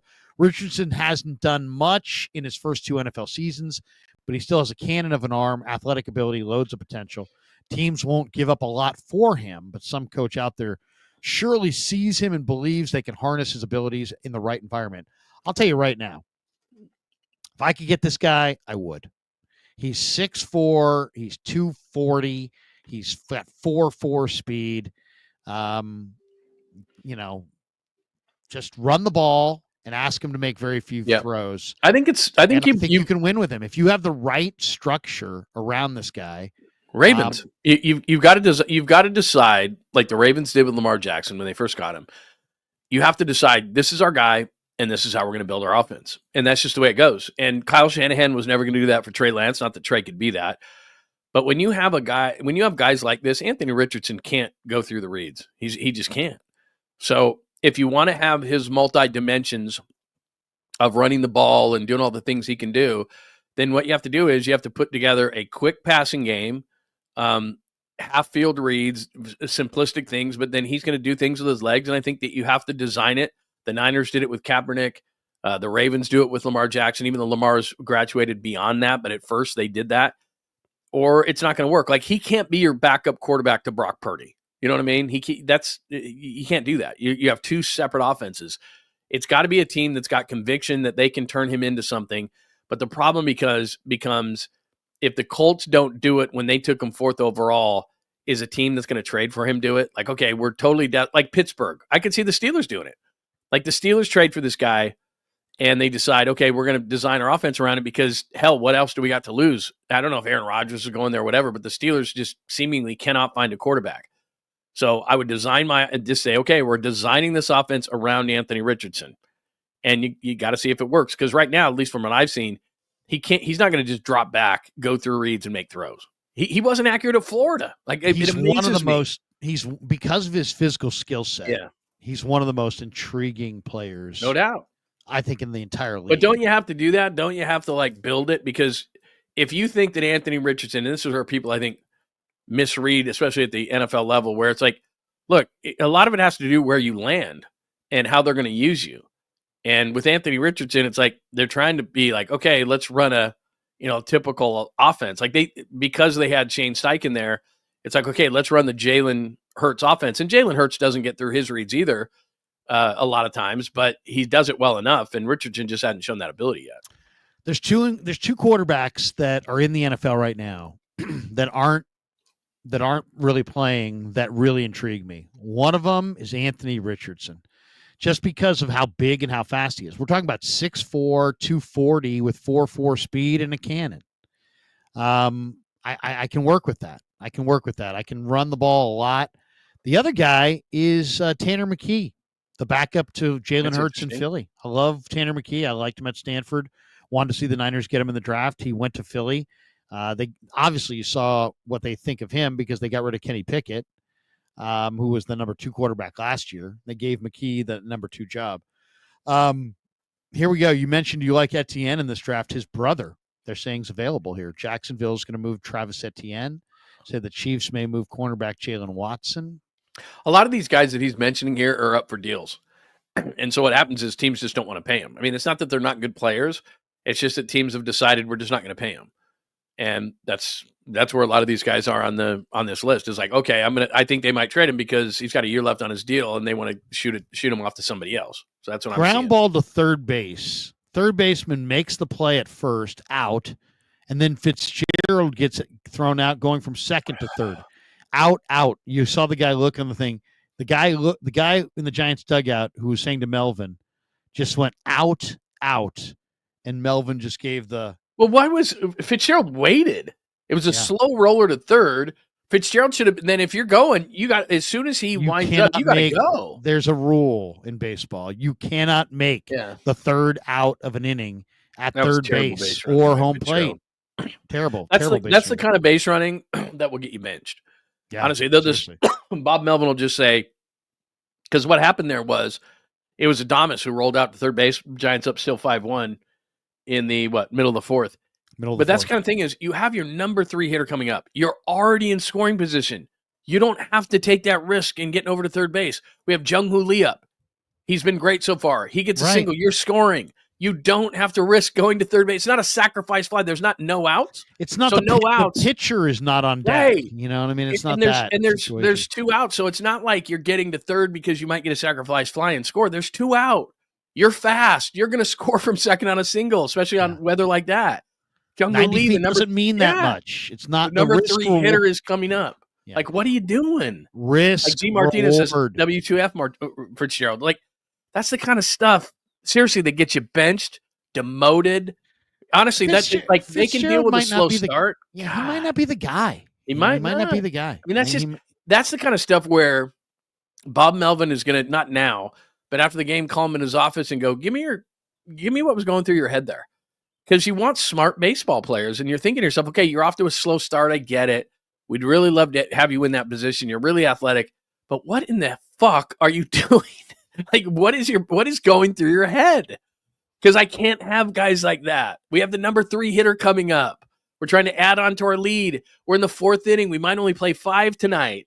What are you doing? Right. That's the because if you're up 6, remember, if you're up 6, they could load the bases, hit a grand slam. You're still up a run. So that 6th run is important. You're up 4 right now. They can load the bases and tie you with a grand slam. You score that 6th run, you're up 5. What are you doing? Like, by the way, there's nobody there. Nobody's there. Nobody's there. That's the kind of stuff. That's what I'm saying but that's the kind of stuff with Fitzgerald where you say, okay, off to a slow start, I get it. He had a good year playing short and all over the place. Really good power. He was almost a 2020 guy last year. We think he can be really good. We'll give him the benefit of the doubt. Then you make a dumb running mistake like that, and Bob Melvin looks you in the face after the game and goes, "What are you doing?" Like we can't have those kind of mental errors. Like if you're going to keep struggling at the plate like that and then make dumb mental errors, I'm going to have you replaced. I wish they had made him the super utility guy. Yeah, me too. And just gotten a second baseman. I wish Bregman was sitting out there and he's playing second for the Red Sox. Would have been perfect. And you know what? He's another one of those kind of leaders and red asses and holds people accountable. And he would have been great. Just one of those guys. And he would have been perfect for this organization. And they, in Boston deferred money, and I still don't understand why teams don't do more of that. They didn't do it with Vlad Guerrero or any of that stuff. But anyway, that's a whole nother conversation. But I was hoping so badly that his number would come down enough near the end because he signed late in the process that he could play second and Fitzgerald would be the super U. And I think the Giants would have been perfect at that point. I really do. Offensively, I think they would have been perfect at that point. Ray just came up and into Wells. We'll see if there's any repercussions here. He hit that one up the top of the wall last time, right? Yeah, and then he just busted a strike in. What do you think of these two names over here, Michael Mayer and Quentin Johnson? Johnson, I'm not really interested in, but I'm a big Michael Mayer fan. Would love, he just got lost. Second-round pick. Yeah, I mean, look, he's legit. He's 24. He signed for 2 more years. Go get this guy. He's cheap, which fits what they're doing right now. Luke Farrell is purely a blocker. He had 12 catches last year, had a career high 17 targets. He's never scored a touchdown in the league. He's 27. He is a blocker. Meyer is a guy that he can block, he can catch. He was really well thought about at Notre Dame, but they get Brock Bowers, and everybody forgets about him. And Bowers was targeted 153 times last year. But this guy can play. I mean, if he gets on the field, I'm not saying he's going to be the next George Kittle, but what I am saying is, in this offense, you run some double tight like the Patriots used to do with Gronk and old what's his name, and he'll catch 40 balls and he'll catch 5 touchdowns, and he can block too. He's a both. He can block, he can catch. He just the Raiders aren't going to use him. I don't know why the Raiders would trade him though. He's on his rookie contract and he's cheap. He's a second rounder, so it's not like you couldn't run two tight end sets. It's not like they have great receivers. I think his agent has probably quietly asked for a trade. Wants him to start. Yeah, he would be. I don't know what they would ask, and he's so young. They'd probably want like what? What are you willing to trade? Right. I'd probably won't be willing to trade like a 4th round pick. Oh, I'd do it for a 4th round pick in a second. But even though this is a really good, third is too much. Yeah, 5th is too little. Probably a 4th. And this is a really deep draft on tight ends, and there's a lot of really good tight ends. But here's the problem: you got to pick the right one, right? They're not all going to hit. So, right. I like Mason Taylor. I like Evans of Notre Dame. I do too. Fannon's an interesting type, but he's not for everybody. Arroyo he's kind of a from running Miami. Back. He's like a running back. Is. Arroyo is purely a pass catcher, and he's had a lot Just of a injuries receiver. from Miami. I really like him. But so there's a lot of different type tight ends, and I think that the 49ers need to come out with a second tight end, a pass-catching type, which they've been trying to do since Reed came over from Washington but was injured so much.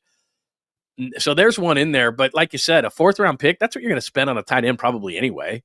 Or what do they have, 3 5s? I mean, maybe a 5th-round pick they'll spend on one of these guys, but man, I'd scoop that kid up in a second because he's not going to cost you a lot. He's still on his rookie deal. Oh, Mayer would be great. There were a couple at the Niners local rain's pro coming day. Back, by the way. The rain's coming back big time. We're going to get through 5 barely.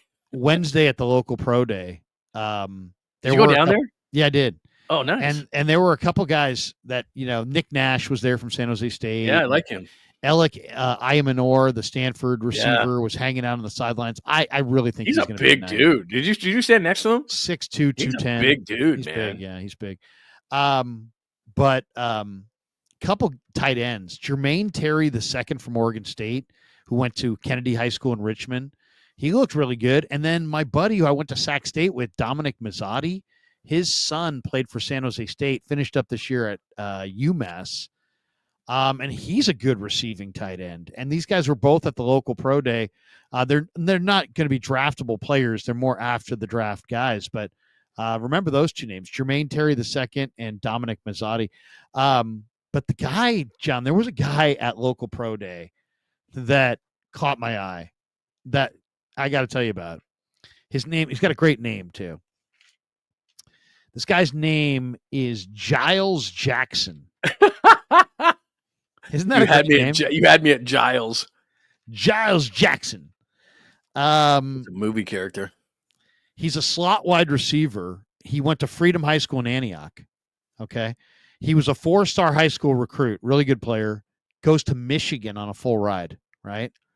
He's a kick returner, punt returner, wide receiver. He's 5'9", 181 pounds. He returns a kick for a punt for a touchdown his freshman year at Michigan. He transfers to UW. And this year, Johnny had 85 catches, 893 yards, 7 touchdowns. He ran 4.45 at the Washington Pro Day, but the people around him say he's a 4.3 guy. And if you watch him, he was explosive as hell in the Niner Pro Day. And then I went and looked him up. I called Dave Softy Mahler up in Seattle, and Softy does a lot with the Huskies. Yeah, he's Mr. Husky. Ray just K'd somebody to finish the 4th. We're through. He's not going to go long, by the way. Robbie Ray's already thrown 97 pitches. Yeah, it's 5-1 going to the bottom of the So it's going to be, I don't think they're going to go very long in this game. Like I said, the rain just picked up. By the way, 5-1 in the. We're going to the 5th inning, and Ray pitched amazingly well. I mean, he gave up the 1 earned run because the ball went to the top of the fence. But this is going to be 3 quality starts for him. And that first one, I don't know what happened. He had the first 15, which he dominated, and then the wheels fell off. But this is a really encouraging. And I know this has got to be tough conditions. You throw 97 pitches, it's driving rain. So this isn't like normal, Oracle Park conditions. So I give him a break on those kind of things. Ball's probably tough to grip, all that kind of stuff. But that's a nice outing I know it's only 4 innings, but that's a nice outing given the conditions. And they're not going 9 today. They're not going 9. So the bullpen, which is just completely shutting people down, if they can shut these guys down the rest of the way. So 5-1 going into the 5th. And 5 makes it an official game. So this is there. You go. We're 6 outs away from an official game in New York. Yep. But I watched this guy Giles Jackson, and I called Dave Softy Mahler. Mahler's like, dude, this guy was electric for the Huskies this year. In the Apple Cup, he caught 8 balls for 162 yards and a touchdown against Wazoo. In the Sun Bowl win, he caught 11 for 161 and 4 touchdowns. Giles Jackson, man, I'm telling you, this guy can play. He did the drills that the Niner receivers normally do in practice, and he did them better than the 49er receivers typically do them. I mean, I know what these drills are supposed to look like. And this guy is the stop and start and the explosive cutting ability. And then the production, local flair. He's probably not going to be drafted, but that could be your slot receiver. The Niners, they really need to find some weapons. They're really good at finding weapons that fit Shanahan's system that aren't necessarily high draft picks. So I'm eager to see. By the way, did you see Isaiah Bond got arrested? And he'd be off my board. Say, he'd be off my board. You got to take him off the board. Yeah, absolutely. Yeah. Plus, I think the other guy, and we'll hit back on some Giants just a second as we're into the 5th inning and the rain's starting to come back down. Just to recap, Jung-ho Lee with a 3-run homer in the 1st inning. Robbie Ray's gone through 4, and it looks like he's done for the night. He threw 97 pitches. So Giants up 5-1 in game 1 against the Yankees amidst a lot of rain today. So even though Robbie Ray just went through 4 innings, to get through that, given the circumstance, I think pretty good. Jung-ho's, by the way, hitting 340 with a 380 on base in the early. Yeah, not a lot as you look at the scoring. Jung-ho Lee with a 3-run shot. Wade double to right. And that was a 2-run double, Ramos and Chapman. And then the Yankees got on the board with a Wells double to right, which popped off the top of the wall. Anthony Volpe scored, and that's what the Giants are doing, and they're up 5-1 going into the 5th inning in rainy Yankee Stadium. Matthew Golden has jumped up the boards from Texas, and I always get I know the Niners aren't going to take him. I realize he ran a 4.29, but it's like you've had all this time to look at this guy, and McMillan has been the number 1 guy, and Burden's been the number 2 guy, and then Ibuka or somebody's been the number 3 guy, and then all of a sudden everybody's all over Matthew Golden, and I understand he's fast, I get it. I'm just not smooth. He's a smooth. Yeah, receiver. I like him, but he's that's how you get busts. Because all of a sudden, through the draft process, somebody all of a sudden becomes a star and runs, and then they go back and they look at the tape and they go, "Yeah, this guy's pretty good. Maybe he's going to be absolutely great." But he was like number 6 or 7 in this whole process for receivers, and all of a sudden some people are saying he's number 1. Like maybe Chris Sims or somebody called him their top. Well, Steve Smith did. Steve Smith, and I respect Steve Smith. He was a great player, but that doesn't mean you can evaluate.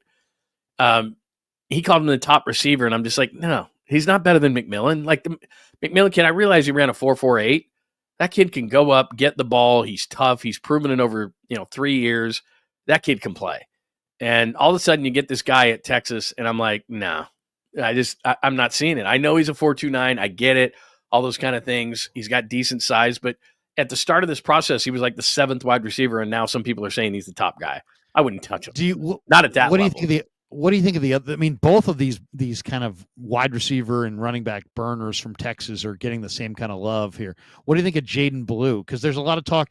Jaden Blue was asked the other day, "Hey, have you talked to the Niners?" And he's like, "Oh, I've talked to them plenty."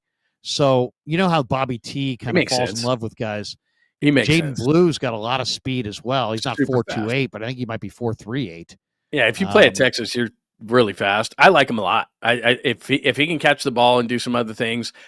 That's what I'm talking about. And they like those kind of backs because if you look at Garendo, I mean, he's a speed guy. By the way, Jung-ho Lee, Gator and all, full count on Jung-ho Lee. Let's see what he's got going on. He won. Yeah, I don't mind him at all. And he's a guy that you could probably get 5th round, 6th round kind of a guy. I mean, that's what they're looking for.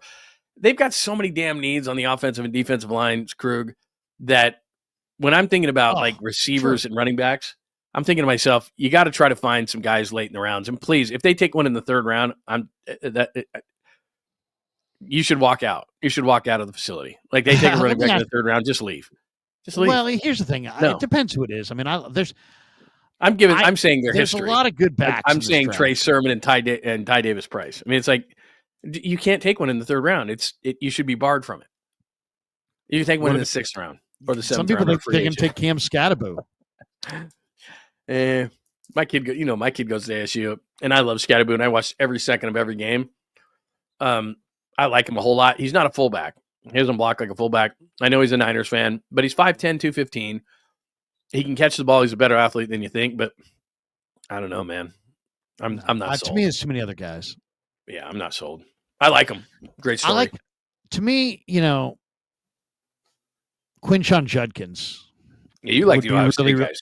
I really like him. I like DJ Giddens. I really like RJ Harvey. I like Damian Martinez. I mean, there's a lot of these running backs. I love your guy, Brashard Smith, a lot. Yeah. I love Kalel Mullings from Michigan. Kyle Monangai from Rutgers. Taj Brooks. Yeah, there's too many. From Texas there's Tech. somebody going with good ones. There's a lot of good ones. Yeah, Marcus on your line says Buchanan. I like Buchanan, the linebacker out of Cal. I wouldn't, late rounder. He's a late rounder, but they need depth at linebacker. I know that John Lynch said, or who was it said a little while ago that still on Winters and those kind of things. No chance. That's why. What are you saying? I was just talking about linebackers, and he mentioned Buchanan from Cal. There's, Cal's got a safety, they got a corner. They've stated they like all their guys. I mean, I was looking at some Warren Sharp stats on the O-line, and like Colt McKivitz has terrible stats. He was like 49th offensive tackle in pressure rate allowed, and yet Lynch is like, hey, we like our right tackle, we like our center. So is that just what you say? Yeah, because that's just what you say. Or do you think they legitimately are going with the same offensive line? They can't. I mean, it's just they can't. And the thing is that not only is there desperation for that, I'd like to see Matt Chapman, by the way, knock one. Let's go, Matt. Let's go. They get the infield. No, they don't have the infield in. 5-1, no outs, 3-2. Jung-ho Lee at first base, by the way. Giants are rolling as they're trying to keep their rain rate. No, they can't. I mean, first of all, you're not going to say not nice things about your players because that's all leverage and you may have to play them there. But the reality is if one of the top two tackles falls to 11, which I don't think they will, they're taking a tackle. And that's going to be the right tackle who's soon to be the left tackle. And then as far as Brendel, look, I don't care. Pro Football Focus does an amazing job. And generally speaking, I'm on board with a lot of things that they say. I think off the top of my head, Brendel is the 12th best run blocking center. And then he's in the 20s as far as pass blocking. I don't care. You and I would sit up there in the booth with binoculars, and I would watch Brendel a lot because I complained about him a lot, so I watched him a lot. He was constantly on his ass. And one of the reasons why Brock Purdy struggled this year, the injuries were a major part of it, but all the pressure was coming from the middle. And for a guy who's barely 6'1", he threw blind a lot. He just threw on faith a lot. And it was because him and Banks gave up 25 pressures, let alone just being pushed back into the quarterback that's not even counted, like just, close so that Brock can't see it, 6 foot plus. Those two guys killed Brock Purdy this past year. So whatever Lynch will say, that's fine. You're just trying to keep the leverage up on your player, and in case you have to start him, you're being nice. And it's not a great year for centers. I mean, the Wilson kid from Georgia, he started 1 year, and that makes you nervous at center because you got to make the line calls, and you got to be, guys like Creed Humphrey started as a freshman at Oklahoma, and then he goes into the league. Of course he did, because he started 3 years at Oklahoma. He's going to make the line calls. He knows what's going on. Linderbaum from Baltimore was a first-round pick. So it's going to be tough to bring a rookie in there. But long-term, they can't keep this line like this. Krug, you and I talk about it all the time. They're going to try to bash the football at you. You're not going to do that with these guys. I'm not a believer in Brendel, really, but we'll see. Miami is going to move Tyreek Hill during the draft, according to the reports. And he wants out of Miami. He then backtracked. But if you follow the social media, he's bucking for a trade. He's 31 now. He's coming off of a year where he wasn't great. He 81 catches, 959 yards, was pretty good, not elite. He's due $27.7 million in salary and bonuses this year.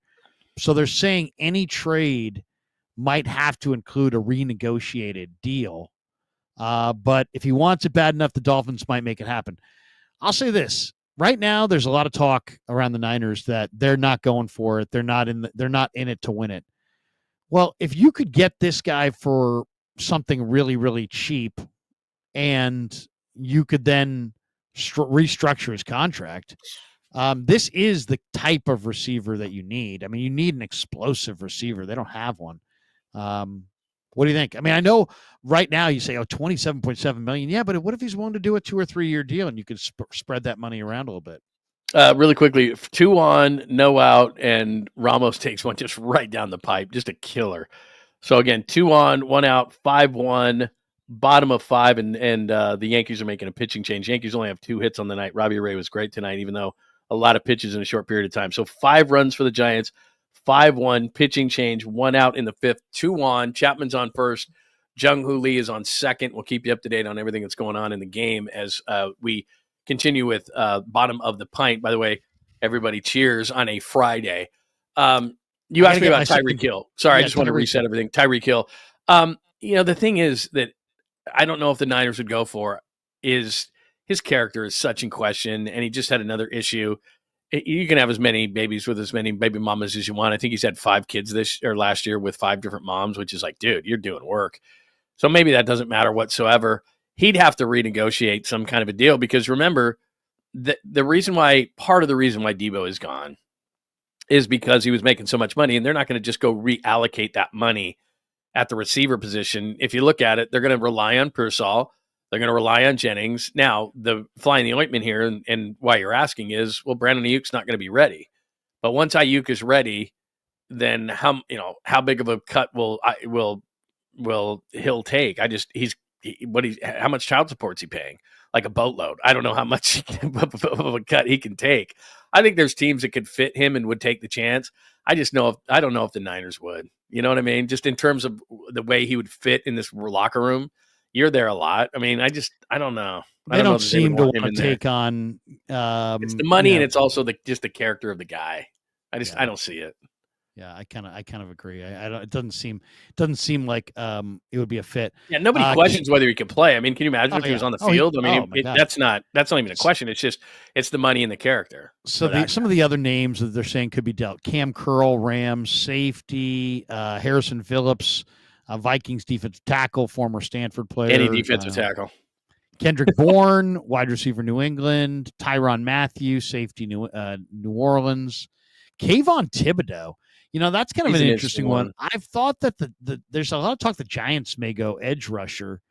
And Carter at 3. Yeah, and would you take Kayvon Thibodeau? He's 25. He had 11 and a half sacks 2 years ago.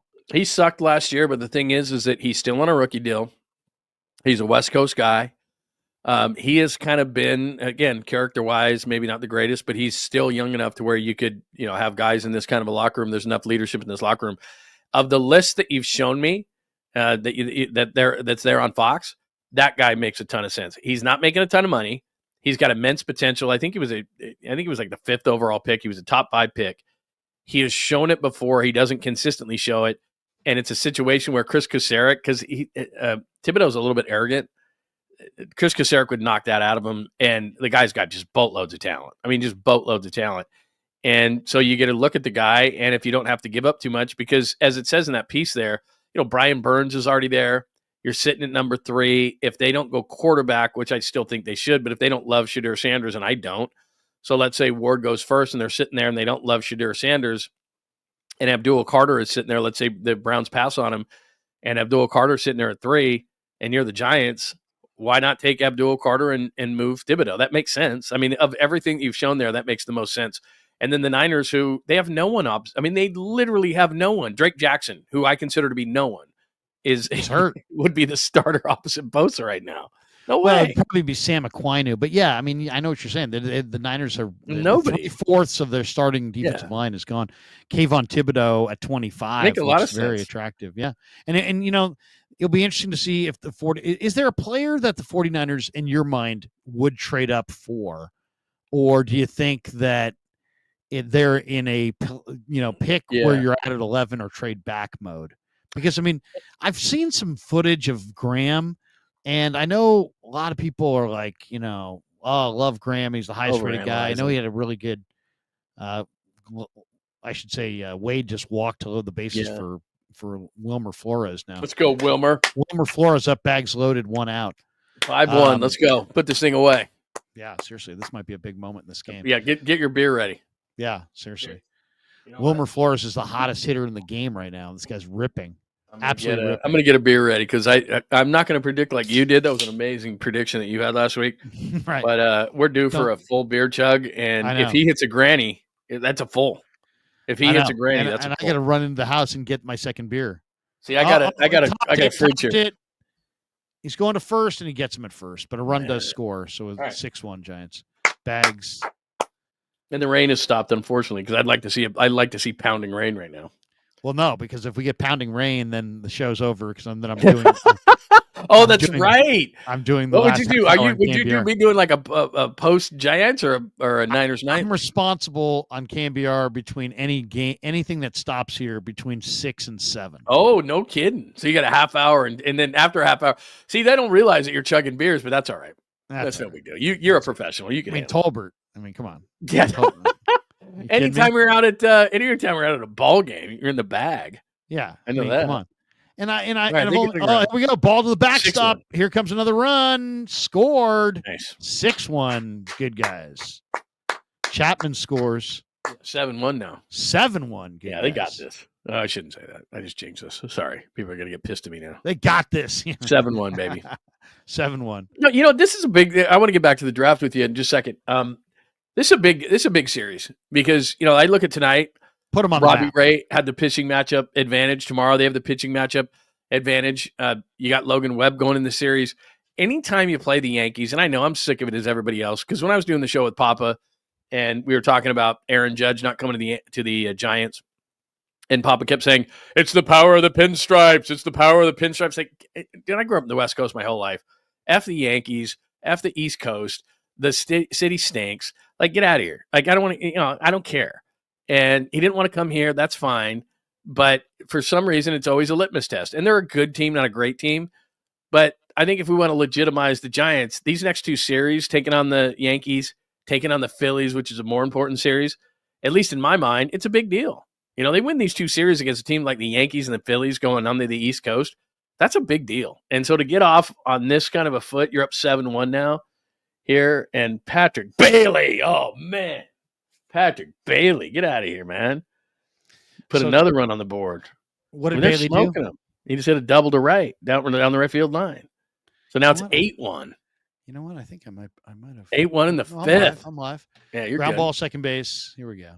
Yeah. So Patrick Bailey just got Wade home. So it's 8-1. That's a night. Robbie Ray was really good tonight. I got a ton of trust in the bullpen. They're looking good. 8-1, middle of the fifth.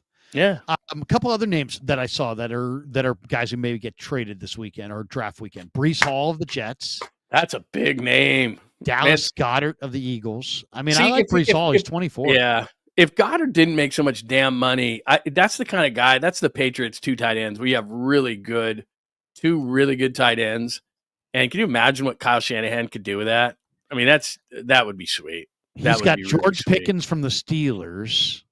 Who's kind of a diva. And then he's got Ayuk for the Niners. He said the 49ers already traded Debo and just paid Ayuk a $22.8 million bonus. So at this point, a trade is pretty unlikely. But it's not impossible, and it won't stop teams from calling, especially as the Niners act more like a rebuilding team than one trying to contend. He comes with risk as he rehabs from a torn ACL. Yeah. He'd have been traded if he wasn't hurt. If he wasn't hurt, he'd have been traded. The problem is that, okay, I'm the Niners, right? I paid the $22.8 million. Before the $22.8 million, and you see this all the time happen in sports, where in baseball, for example, I'll pay down more of the contract, you give me better prospects, right? That's how baseball trades work.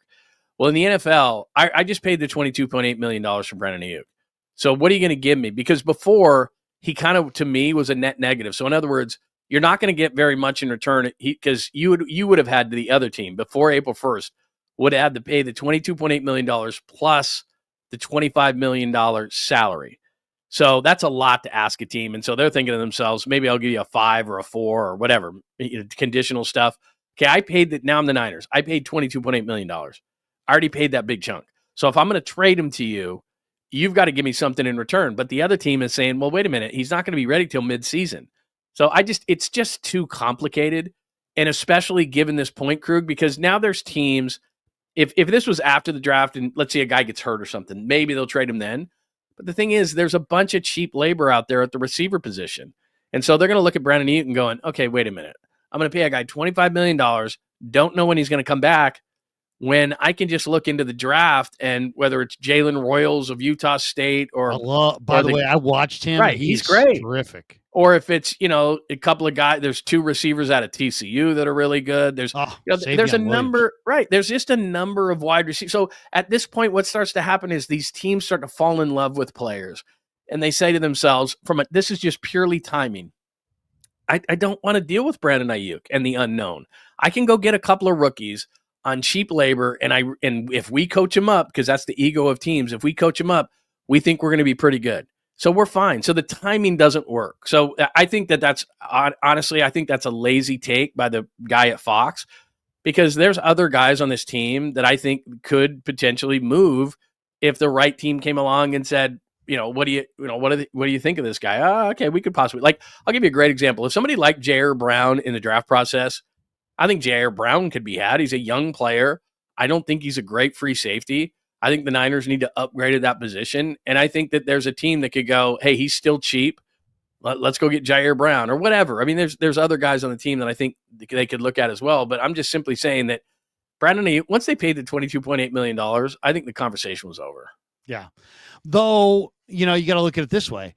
The team that's trading for him might be willing to give you more because you just paid. No doubt. They have to. That. Well, that's what I'm saying is I think you'd have to, wouldn't you? It's like, look, I just paid this $23 million check for you. Right. So you've got to give me something better in return. And that's where I think therein lies the problem. Because now where you could have had him last week, you would have had to pay him the money, but you could have had him for maybe a 4 or a 5. Now the Niners are going, we just paid him 22.8. You got to give me like a 2 or a 3. And I don't think anyone's going to do that. Yeah, I don't think so either. I wondered always about that, though. Is there somebody out there? Is there a player or a pick or a certain scenario that they would be willing to move? And that's why I wanted to look at some of these names just to see if there's any names that make sense. They're going to have to find a receiver somewhere in the mix coming back this year. We'll talk about that in a minute. Kenneth Walker is kind of an interesting name. There's been a lot of talk that the Seahawks may trade Kenneth Walker because they got to extend him. Same kind of a thing. They've got to extend him. And I see him talking about Zach Charbonnet, and I don't love Zach Charbonnet. I thought he'd be better in the NFL. He just doesn't have the quicks. He's strong, but he doesn't hit the hole quick enough. I love Kenneth Walker. Their problem is their offensive line. I think Kenneth Walker could be one of the best running backs in the league. He can catch it. He can run it. He's always tough against the Niners. He runs hard. He's decisive. I'd love it if the Niners had him. He's a one-cut kind of a back out of Michigan State.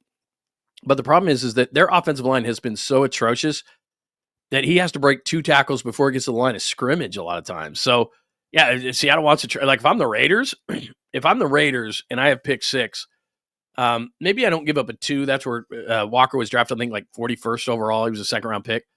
If Seattle would take a 3 for Walker, if I was the Raiders, because that's where Pete Carroll is, I'd do that in 2 seconds. I mean, that guy is a really good back if he had a decent offensive line. I think Seattle would be crazy to trade him, though. But you know what? They have a new regime in there. They didn't draft Kenneth Walker, so I could see that. And I love Kenneth Walker. He's a good player. Let's go through the top of the draft because let's just go through it real quick. Let's see where we're at. Tennessee, I think for sure is going Cam Ward. 100%. Right? They're going Cam Ward. There's no doubt about that. They're going Cam Ward. Cleveland at 2. There were a lot of Browns fans that were rooting for Shedeur Sanders. You can't take him at 2. He's just not that good. A lot of people want to see Abdul Carter because of Myles Garrett and Abdul Carter, but that would be nasty. To me, the safer pick when you've got Abdul Carter's off the field record, his shoulder injury, his hip injury, or his foot injury and his shoulder injury. I think Travis Hunter is a cleaner, better prospect. Travis Hunter is super athletic and super smart. He's a dominant wide receiver, big play guy, and he's a number 1 shut you down corner. They have Denzel Ward, so they could go with him and have 2 really good corners. They've been looking for wide receivers. It seems like I just think Travis Hunter's a cleaner prospect than Abdul Carter, and I think he goes 2. Yeah, everybody loves him. I guess the whole thing for me with Carter, and by the way, 8-1 Giants. Bell Biv the Bibbins is in the game. Probably the weakest part of their bullpen, by the way. Bottom of 5. I think he's the weakest part of their bullpen. Great story, but he makes me nervous. But the rain is starting to really pound. 8-1 Giants. 1 out in the fifth with Bivens on the mound. Robbie Ray was, I wouldn't say he was great, but given the conditions, I think he was great. Boy, that ball's rocketed. Man, they're just letting this game go. If they get through here, if they get 2 more outs, this game's over. I mean, are they going to call this game? Well, it's pounding again. And New Yorkers, I mean, for New Yorkers to leave, I mean, there's like 8 people at this game. The weather must be horrendous because it's like 40 degrees and raining like a mother. So people are just like, no way. Sorry. I know I have tickets to the game and they're expensive, but there's some people right behind home plate who are toughing it out. But after that, Bivens, would they call it or suspend it? Nah, hopefully you get through 5, and then Bivens just friggin' walks a guy. It's like, if I'm Bob Melvin, I walk out there and I go, look, I don't care if you throw a strike right down the middle and they hit it to, New Brunswick, New Jersey. Like, dude, no walks. Like, we're not walking guys, okay? Aaron Judge is up right now. I don't care if he hits it to Cleveland. Like, dude, we're throwing strikes. We're not elongating this game, okay? We just got to get 2 more outs and we win the game. So knock it off. I'd be pissed right now. I'd be like, dude, we're winning 8-1, and you're nitpicking on the black of the plate. Like, throw strikes. Now there you go, a little slider, 1-1. But third pick, Abdul Carter to the Giants, then, do you think that there's a lot of talk that the Giants want maybe Shador or Jackson Dart? I just wonder. I'll throw this back at you.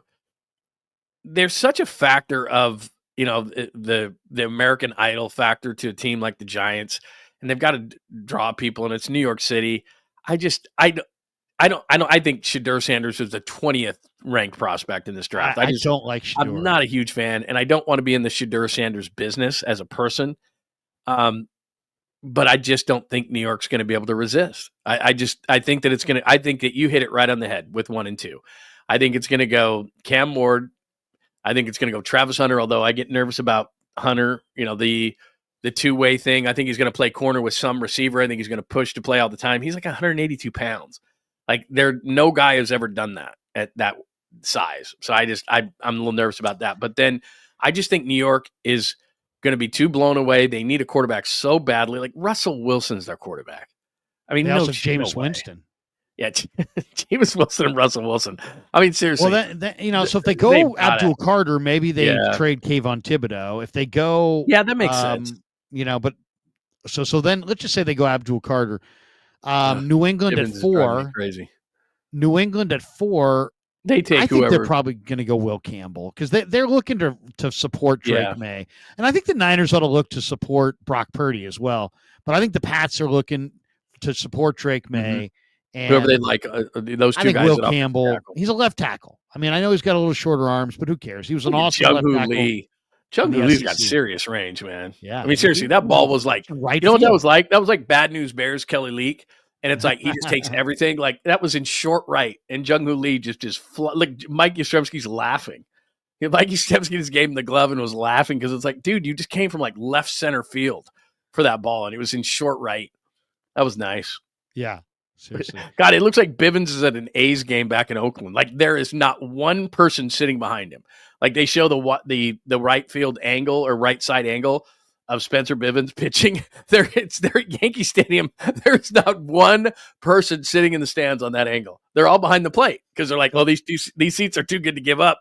So people are staying. But it's pounding rain so hard right now. Or maybe they allow people to move down. Maybe they allowed people to move down. Yeah, there's like 2 guys standing there. Seriously. So they're showing Bellinger and there's a couple people. But if they show just Bivens and, the angle that comes from third base, like the third base dugout that goes and shows the right side, like behind first base, there is not one person sitting there. Bellinger the weather must be brutal. It's behind the plate. So anyway, what do you think? I mean, I think for some reason, I think Giants are going 3. I agree with you. Whoever the Patriots like at offensive tackle, they've got to support their quarterback. Because here's the thing. People have this conversation about, well, what can we best do to support our quarterback? Do we get him weapons or do we get him protection? If a young quarterback doesn't feel protected and is skittish in the pocket, he'll never be good.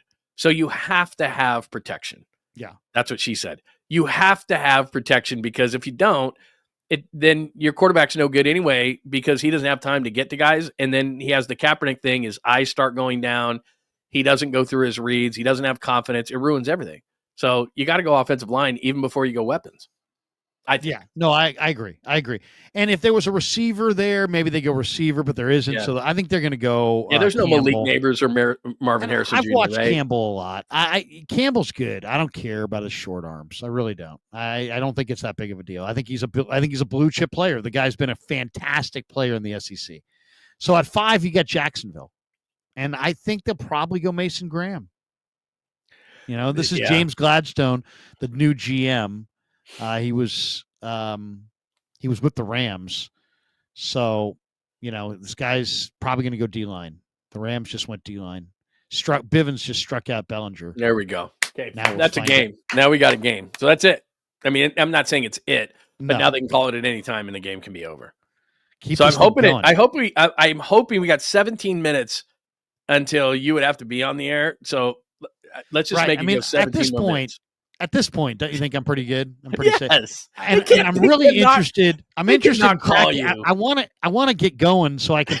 So once I know that I don't have the radio obligation, then you can start drinking. Then I can crack that second beer, and it's off to Never Neverland.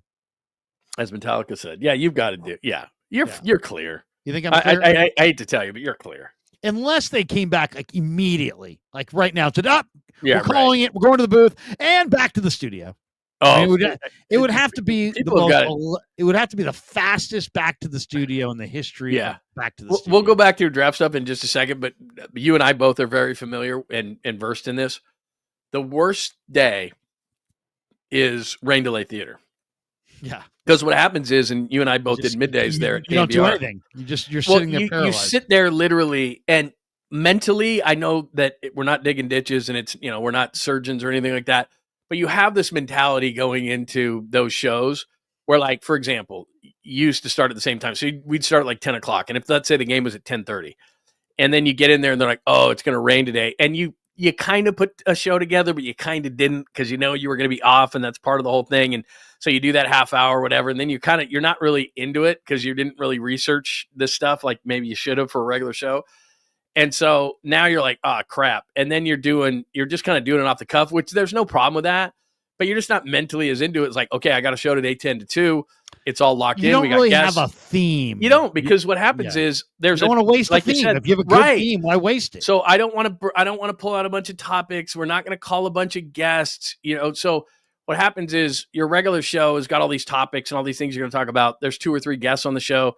For Rain Delay Theater, it's like, okay, here's John Miller. And John Miller's like, well, welcome back, everybody. It is rainy here in Kansas City, and we'll get to the game, but let's go back to our KMBR affiliates. And then it's like, you might get 10 minutes, then you got to check back in. So it's really, it's choppy. The show is very choppy. You can't get any guests because you don't know when you're going to go back. You don't know how much time you have. Oh, your producer in your ear is constantly saying to you, we're going to check in with 15 more minutes. 15 yeah, right. More That's minutes. what we're going to check in. They just told us we're checking in at 10:22. So take it to 22. We're checking in. And like I said, we're not digging ditches and we don't need anybody to feel sorry for us clearly, but you're just like, it's just not good. So it's like, okay, what do we talk about for 8 minutes? Because we can't really get into it. Yeah, right. It's Andrea, the astrologer. She's there. She wants to talk. She says Mercury's in your power zone. Right. It's the only time you let her on. Andrea, welcome. Yes, we're in the middle of a rain delay, Andrea. What's going on? Well, guys, John's powerhouse is the springtime because he's. That's totally what it's like. Hey, get her on for 10 minutes. That's just because there's no flow to the show. You don't know, you don't know when you're gonna have to go back. Can I fit 8 minutes? It's this whole thing. And can I tell you my biggest baseball rain delay nightmare ever of all time? Okay, listen to this. This is classic. Such a classic story. Giants Rockies in Coors Field. My wife's sister's getting married that weekend. Right. So we fly out to Denver. Well, we see the Giants are in town, and it's a day game on like a Wednesday. So everybody wants to go. So then I called Russ Stanley with the Giants. I'm like, hey, man, I need 7 tickets for the game. Right? Not 2, 7. I need 7 tickets. Yeah. And I figured, he said, do you need them together? I said, yeah, I need them together. So I figured that alone would take me to the upper deck. Right. 7 tickets together. And then, but I didn't want to be a cheap ass. So he goes, what are you looking for? I go, just whatever, the best you got. So he calls me back and he's like, yeah, I've got 7 tickets for you right behind the first row, right behind the Giants dugout. Shut up. So shut up. At first, my first thought is, yes. Such an odd number to get. I mean, that's an amazing pull right there. Right. It's an amazing pull. But then I thought about it. I'm like, oh God, what is this going to cost? Because I'm paying for these tickets. Right, exactly. So it's seven. It's basically $99 a ticket. That ain't bad. But right? 7, yeah. But this is also a decade ago. Mm-hmm. Okay. So $700. $700. Okay. We're walking into the game. All right. It's kind of an overcast day, but it's very humid. Very humid. It's a May game. And so we're walking to the game. As I'm walking to the game, I'm wearing jeans, and I'm like, I had an umbrella because there was rain in the forecast. But I'll leave the umbrella. It's hot. Oh, it's hot outside. No. Yeah. So I get in to the game, and we watch the first 3 innings. It's the only game I've ever been to in my entire life where in the first 4 innings of the game, really almost had his head taken off. Really, first 3 innings of the game, raining like crazy. All I could think of was, God, why didn't I wear shorts? It's so freaking hot. I'm burning through my jeans. It's so freaking hot. I'm like, why didn't I wear shorts? Then all of a sudden, 4th inning comes. The skies open. Rain like a mother, huh? I mean, the skies just open. The game stops. The sky. I mean, I've never seen so much rain. I mean, it was biblical rain. It was crazy. It was ridiculous. I'm like, this is the most rain I've ever seen in my life at a baseball game. They don't cancel the game. I'm like, if they cancel the game, I'll get my money back. It'd be great. They don't cancel the game. They suspend the game. Oh, that's the worst thing that could have happened. So now I've paid $700. I saw 4 innings of Giants Rockies. I got rained on in the middle of Denver for about 90 minutes. Oh, and by the way, they're making it up September 19th. And I don't live in Denver. So odds are I'm not going to be in Denver right? You sell the tickets? in September 19th. No, I just ate it. Were they picking it up from there, or were they starting the game over? No, they picked it up from there. Oh, yeah, you can't sell those tickets. Giants won. Oh, what a rip. Yeah, unbelievable. The only good part of the day is that Gene Machi, remember Gene Machi? Yeah, of course, yeah. He saw my kid, Christopher, who at the time was the cutest little kid ever. He was like 3.5 or 4. And he had a Giants hat. I had a Giants shirt. He had Giants wristbands that were kind of loose. I mean, he was Mr. Giant. And Gene Machi rolled him a ball over the dugout at the beginning of the game. He just the game was about to start. He looked over the dugout, saw my cute kid standing right there, and just kind of rolled him the ball. And he's like, I got a ball. Something. Yeah. I cannot believe they're continuing this game. I'm watching people literally walk out of the stadium. So it's 8-1. Let's see, they're showing Jung-ho Lee's home run. That was a sweet home run, straight to center field, by the way, early in the game when there wasn't. Jung-ho's on right now. Yeah. I mean, seriously, no outs, 2 on. I can't believe maybe they'll do it through the 6th. It is pounding rain. Like they're showing the side angle. So it's 8-1 in the bottom of the 6th, 2 on, no out. Jung-ho Lee at the plate. This game is decided. Like that's the other thing I'd say if I was an umpire. Like I'd go to Aaron Boone and go, look, you're not coming back. You're down 7 runs. Like, that was another Garyism. Gary used to be like, you'd be a total fool to sit in the rain. People who sit in the rain are total fools. No, maybe you love the game. Have you ever sat in the rain for a game? Because I'll say this. One time. One time I sat in the rain was I brought my son and my daughter. Yeah. Oh, Jung-ho, did you get hit? That was inside. That hit him? Looked like it almost hit him.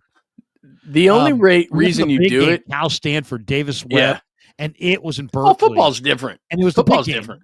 And it was a downpour. I mean, I went and bought those parkas that you can buy for like $1, that basically it's like a glad bag. Yeah, it's like, yeah, exactly.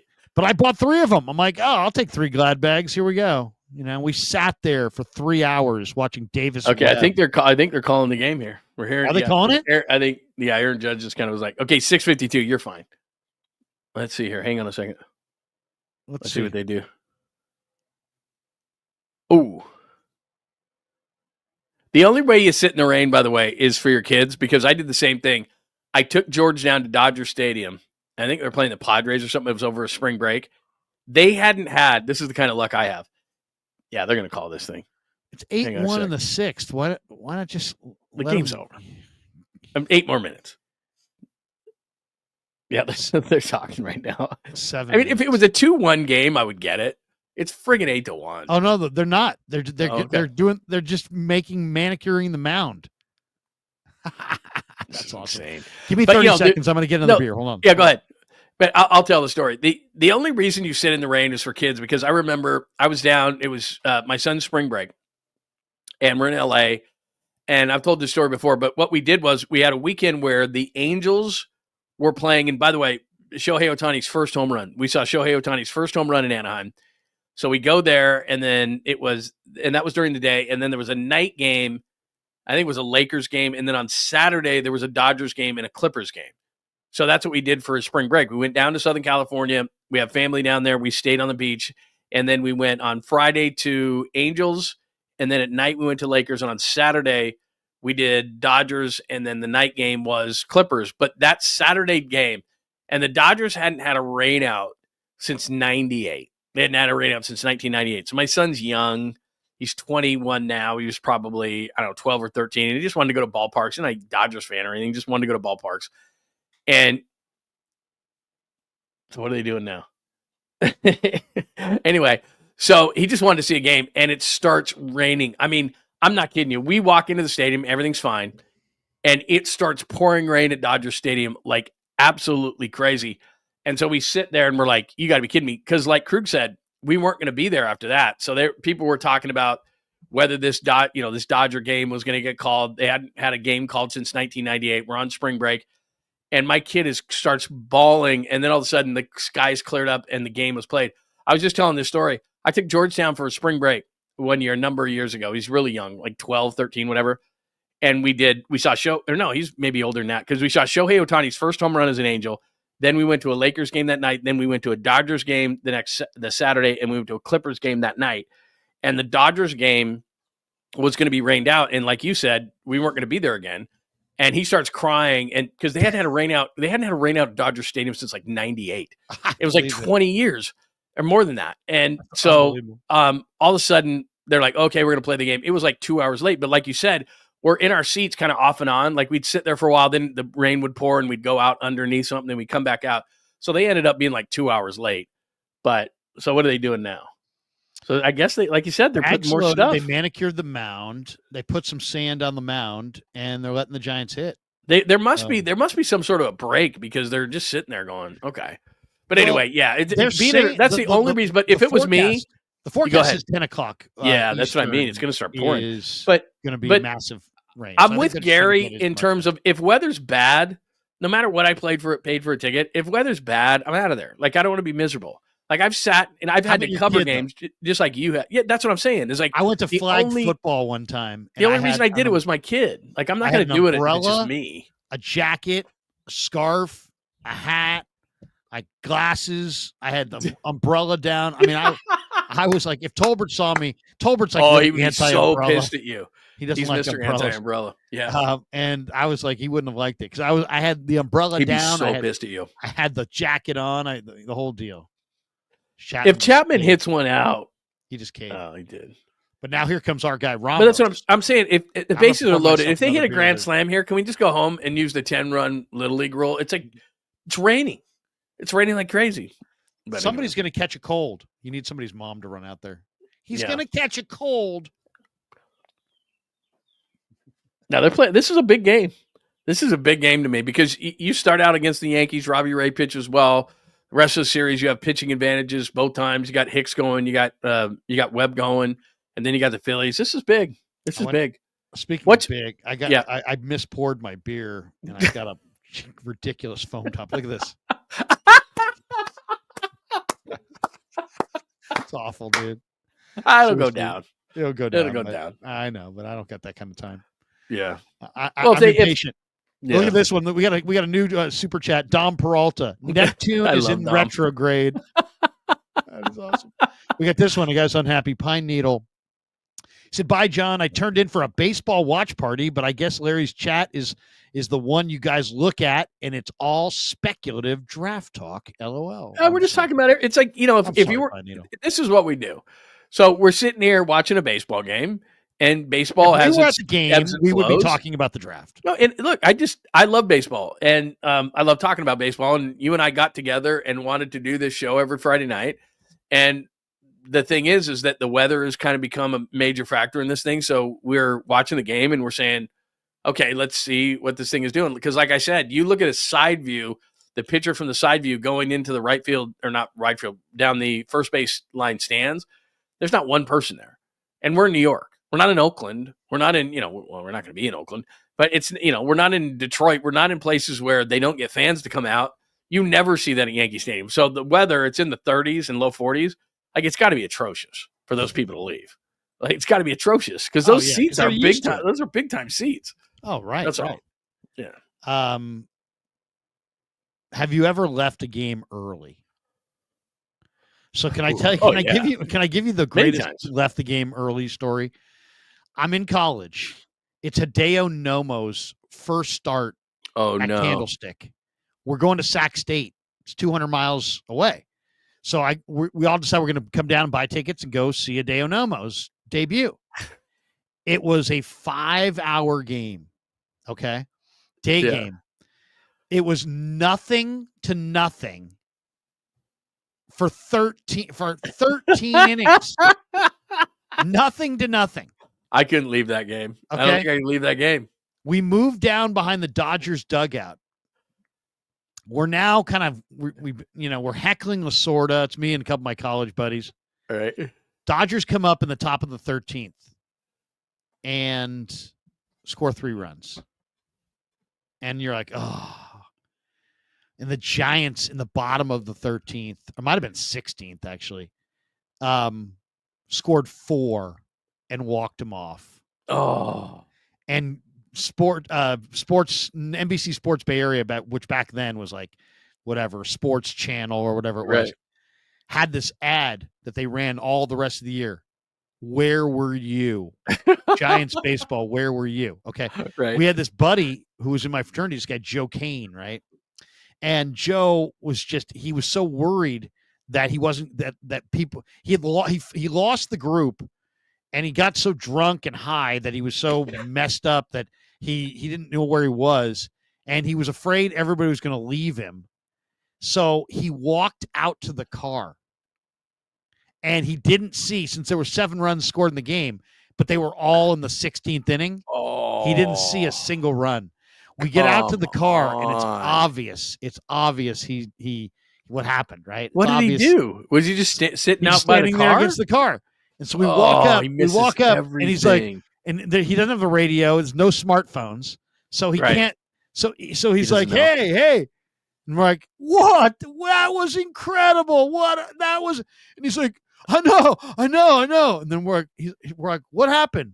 And he finally copped to it. He had no idea what happened because he didn't see any of the runs. He's like, it was 0-0, right, for a long time. Yeah, and he had no idea. So every time that commercial played the rest of the summer, Giants baseball, where were you? My other buddy Jay would be like, you were leaning on the fucking car, you moron. That's where you were, idiot. Joe Kane. It was so classic. This wasn't me, but it was amazing. We went at this guy about this for like a year. The best one I ever heard, and this wasn't me, but a friend of mine is. In fact, you may know who he is. His name's Scott Mastow. Scott ran ESPN radio for a long time, right? From Salt Lake City. Yeah, really good guy. He ran ESPN. Really talented guy. Bigwig. Yeah, bigwig guy. So he's from Pennsylvania, East Coast guy. So he meets his wife, and their first date is at a Yankees game. It was the day Dave Righetti, the old Giants pitching coach, threw his no-hitter. 4th of July, 893 or whatever it was? But the problem was they're on a first date, right? And so this is how, kids are this way. Certain people who aren't big baseball fans could be this way. So he says they get to like the 6th, 7th inning, and she had kind of had enough. And they're on a first date. And he's a huge sports fan. He's a huge Yankees fan. Rigetti's throwing a no-hitter. But he says to her, this woman says to him, yeah, can we go? And he's just like, oh, my God, he's throwing a no-hitter. But she's not a baseball fan. She doesn't know. So they leave. Now, the saving grace, because I gave the guy a ton of crap about it. But here's the thing. The woman ended up being his wife. So he's glad he left, because if he doesn't leave and pisses her off, she's probably not his wife. But he ends up marrying this girl down the line. But their first date was at a Yankees game when Rigetti threw the no-hitter. It's like 6th, 7th inning. I can't remember what inning he said to left. But it was starting to get to the point where it's murmuring, right? The ballpark. It's the Red Sox too, wasn't it? Yeah, exactly. So it's kind of murmuring in the ballpark that like this is happening. So he's well aware of it. But it's a woman on your first date and you like her. And she's kind of like, I've had enough. Like, what do you do? Like, probably given me, I tell her to go home. Like, nowadays it's it would have been a taxi back then, but I'd said, yeah, you're going to have to Uber, man. This is a no-hitter. I can't leave. Like, that's what I would have said. Then I would have lost my wife. But he ended up marrying the girl. So I guess it's worth it. But he did. I mean, it really depends. I think left for Rigetti's no-hitter. I think my wife would want my date to go home. No, we not. Seriously, she was like, yeah, I've had fun. Now I'm ready to go home. And it's like, he's throwing a no-hitter. She'd be like, my wife would be like, what does that mean? Like, I don't care. How about this one? The other, my kid asked me this one time about a year ago. He said, Dad, what's the greatest game you ever gone to? Ooh, I was like, that's a great question. And I said, well, the first thing that came to mind was I was at the Klay Thompson 37-point quarter. Oh, were you really? Yeah. Damn. That's Friday night at the King, Warriors Kings. Mm-hmm. Here comes the tarp. There we go. You're clear. Put the tarp on. You're clear at 7:04. 7:04. You're clear. Wait a second. Maybe that's worth a swig. Look at that. Krug does not. Krug does radio. Yeah, Krug does not have to go to terrestrial radio. Cheers. Everybody, get that cup up tonight. We have not had enough of these. Cheers to the Giants. 9-1 lead in the 6th. The Yankees aren't coming back on this thing anyway. 9-1 Giants. Here's to Jung-ho Lee. Jung-ho Lee. He had the 3-run home run in the first. So cheers, because it looks like they're going to win this thing and they're going to pull. I mean, they did everything they could to get through this thing. There's no fans anyway.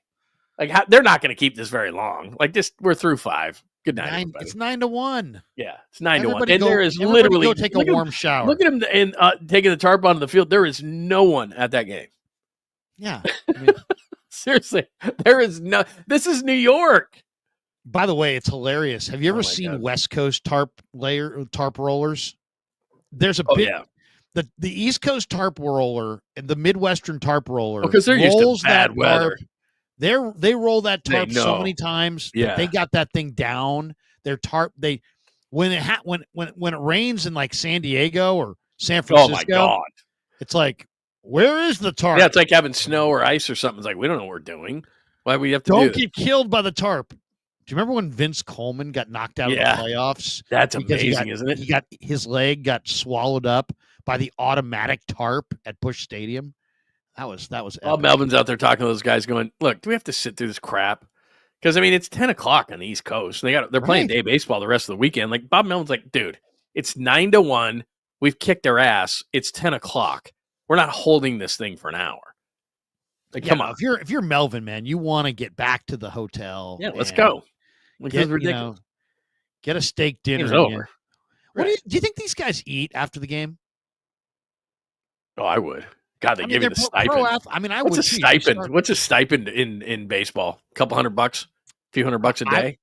I traveled with the Giants in 1998, and I remember the stipend back then was $99 a day. They gave you $99 a day. And that was dependent on what the day was, but it was $99 a day. So like when you would go to like a 3-game series, they would give you whatever, But that was also, and they don't do this anymore. You have to pay $304 or something. Yeah, that would tax. But like Niners in the NFL, it's free. The Major League Baseball, they make you pay. It's like you and I go to Niner games. What do you mean? I mean, the food's not great. They make you pay for food in baseball. Yeah, for the media, I mean, but like in if you wanna football, you yeah, go what up is there it? and But you it's can eat, cheap though, right? Isn't it like $5? Yeah, I mean, but in football, at least, no offense to the Niners, but I mean, it's mystery meat most Sundays. I kind of like what the Niners put out there. I like what except for those nuggets. Oh, Those so nuggets. for people who don't know, by the way, in a rain delay, you're watching bottom of the plane, yes. 9-1. Giants have this thing under control, and they're not gonna have this thing go very long. 6th inning, bases loaded, 2 out, and the Giants up 9-1. Jung-ho Lee with a home run, 3-run homer in the first. They score 5 in the first inning. Robbie Ray was great given the conditions. So 9-1. So we just want to keep you up to date, and we're in a rain delay right now, which is why we're doing a little bit of rain delay theater, and we'll let you know everything that's going on. And now I totally lost my train of thought about what we were talking about. Oh, Nuggets. So we had a running joke. In the media area, and Krug was the best. And this is no joke. So what they would do is at halftime, they put out a few different things after the half. So they put out be food there this year, right? You're going to be. Oh yeah, absolutely. Games, yeah, they actually said, yeah, you can come down. It's very nice of them. Good. But anyway, we at halftime, everybody's like they hadn't eaten for days, right? It's the media, so they give us food before the game, and there's snacks everywhere. And then at halftime, everywhere. And then it's at halftime, they roll out like hot dogs, popcorn, a whole nother layer of food, paninis, and all kinds paninis, of stuff. right? And then, but the big star of the show is the chicken strips, right? And early in the season, the chicken strips were good. Like they make them, and they're pretty good, and they're pretty tender. God, by the middle of the season, they put these under a heat lamp and reheated these things so much. It's like chicken jerky. Oh, I mean, it's jerky. And so from like mid-season on, Krug had this running joke in which he would come back after halftime, and you would have that paper plate that they have, that square paper plate. The little mustard on there. Yeah, you'd have 3 or 4 of them, you put the mustard on there, and we'd have to do the chicken strip report, and we would ask you, like, okay, what do the chicken strips look like? Yeah, a little overcooked. I mean, it was dry, a little dry. So funny. And dude, you would buy, like, if you bit into one of these like week 3, you're fine. Not a lot of sound. You bit into these things like week 8, week 9. I'm talking about. I mean, it's like biting into a potato chip. Take my golden retriever 7 minutes to get through this thing. It was the funniest thing. Because they would just take the ones they had, they would put them back in a freezer or whatever the hell, or a refrigerator, and then they would roll them back out the next home game and put them under a heat lamp. And my God, by the middle of the season, it was like, oh my God. We have a guest. We've got a doorbell. Do we have a doorbell? We didn't get a doorbell, man. Look who's here. It's Dan Coach Emilio. Oh my God. What's up, Danny? How you doing?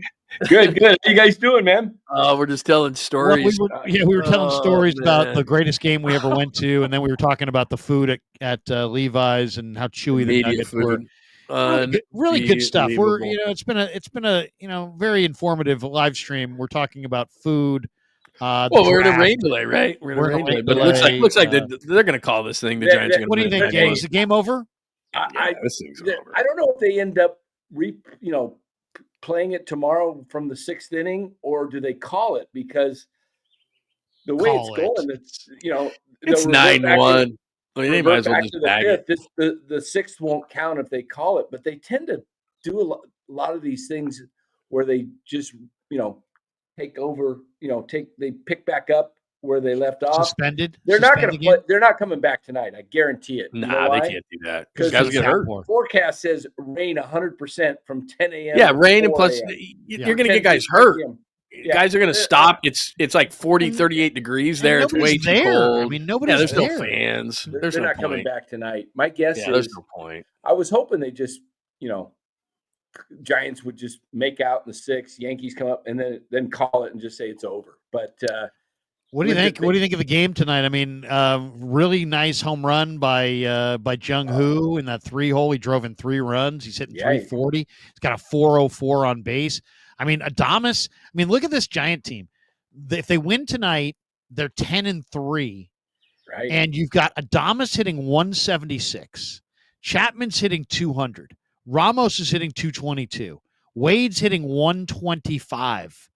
Bailey's hitting 206. And Fitzgerald's hitting hitting under 257. So, I mean, they literally aren't hitting at all, and yet they're 10-3 out of the chute. It's pretty damn good.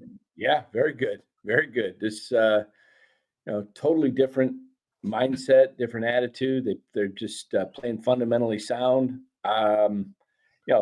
They came out smoking tonight. Jung-ho. Stroman, it looked awful. How would you like to have that Got dude 2 on outs. your fantasy team? It's like, That was a nice shot by Jung-ho too. Dead center. Yeah. And the Ripped that wind, ball, man. what was amazing is He the ripped that wind's ball. blowing in. He got it low enough that the wind didn't take it down. You saw the ball that can't remember who hit it for the Yankees off the wall where Austin Wells. Yeah, Austin Wells hit it. that thing looked like it was way gone, and it didn't even go out. So Jung-ho's was Jung-ho hit it just a bullet. Kept it. Are the Giants for real, Danny? What do you think? I mean, it's 13 games. I was watching a guy named Verlander, not Justin, but Ben Verlander. Oh, was yeah, on a pregame show. Brother. Yeah. And is it his brother? Yeah. Oh, I didn't realize it. So brother. Ben Verlander was on there, and he was saying, the Giants are a good team. The Giants are a good team, and he was like insisting. I know it. Everybody wants them to be a good team. I want them to be a good team. You want them to be a good team. The fans are desperate. They haven't been to the playoffs in quite a while. They're 10-3 if they get this win today. They're up 9-1. I mean, how are they for real? Or if they're coming back to earth, is it they're just off to a hot start with runners in scoring position? We saw 2 games early this week against Cincinnati where the offense just did absolutely nothing. Is that an indication of what's to come, or is the record more of an indication of what's to come? It's a great question. I asked the same thing of Glenn Kuiper last night on my show, and I said he says he thinks this is a team that can win 90 games. Now, I have them going 86 and 76. When I did my predictions the day before the season started, I said I think it's about an 86 win team. It's definitely a more than 500 team. I took the over. I bet the over. The last few years, I bet the under. And this team totally is much different. I don't know if they make the playoffs. There's going to be some road, bumps in the road during the 162.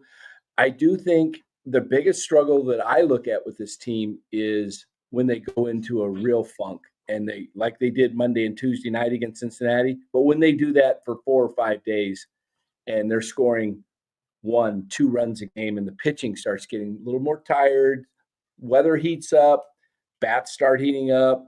I mean, they're fortunate they're playing New York and the Phillies in April back there, because you don't want to face those teams in July back there. It's a hard road trip, and they're getting these, I lived in Connecticut for 7 years.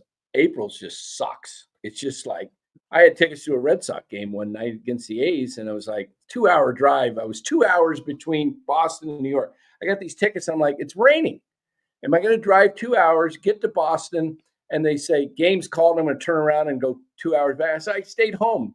The game got played, but still, I don't want to watch a game in 40-degree, when it's cold and raining back east, it's a damp, miserable. It cuts through you. I mean, it is totally different type of cold. So, but to answer your question, I think the team is for real in the sense they're going to be the last week of the season when there's 6-7 games to go. I think they're not eliminated. I don't know where they're going to be, but I don't think they're going to be eliminated. Look, the thing is that they're off to a good start as far as the starting pitching, and the relief pitching is some of the best in baseball. And if you do that, then you're going to stay in things. And the other thing is, too, and people forget this, they were a good offensive team on the road last year. As I pointed out, they were 6th in home runs on the road last year. Nobody hits in that ballpark. And so they're going to struggle that way, and they're going to have to play a lot of 2-1, 3-2. The reason why it was encouraging to me on the home openers, they win a game against Seattle, who's a good pitching staff, and they win 10-8. You can't just win one way. And if they can do it so they don't just win one way, and I think it might take a deal at the deadline. Let's keep an eye on Wade. Let's keep an eye on Fitzgerald. They'll try internally to worry about those things, but they're under the line, like I said, by $25-30 million.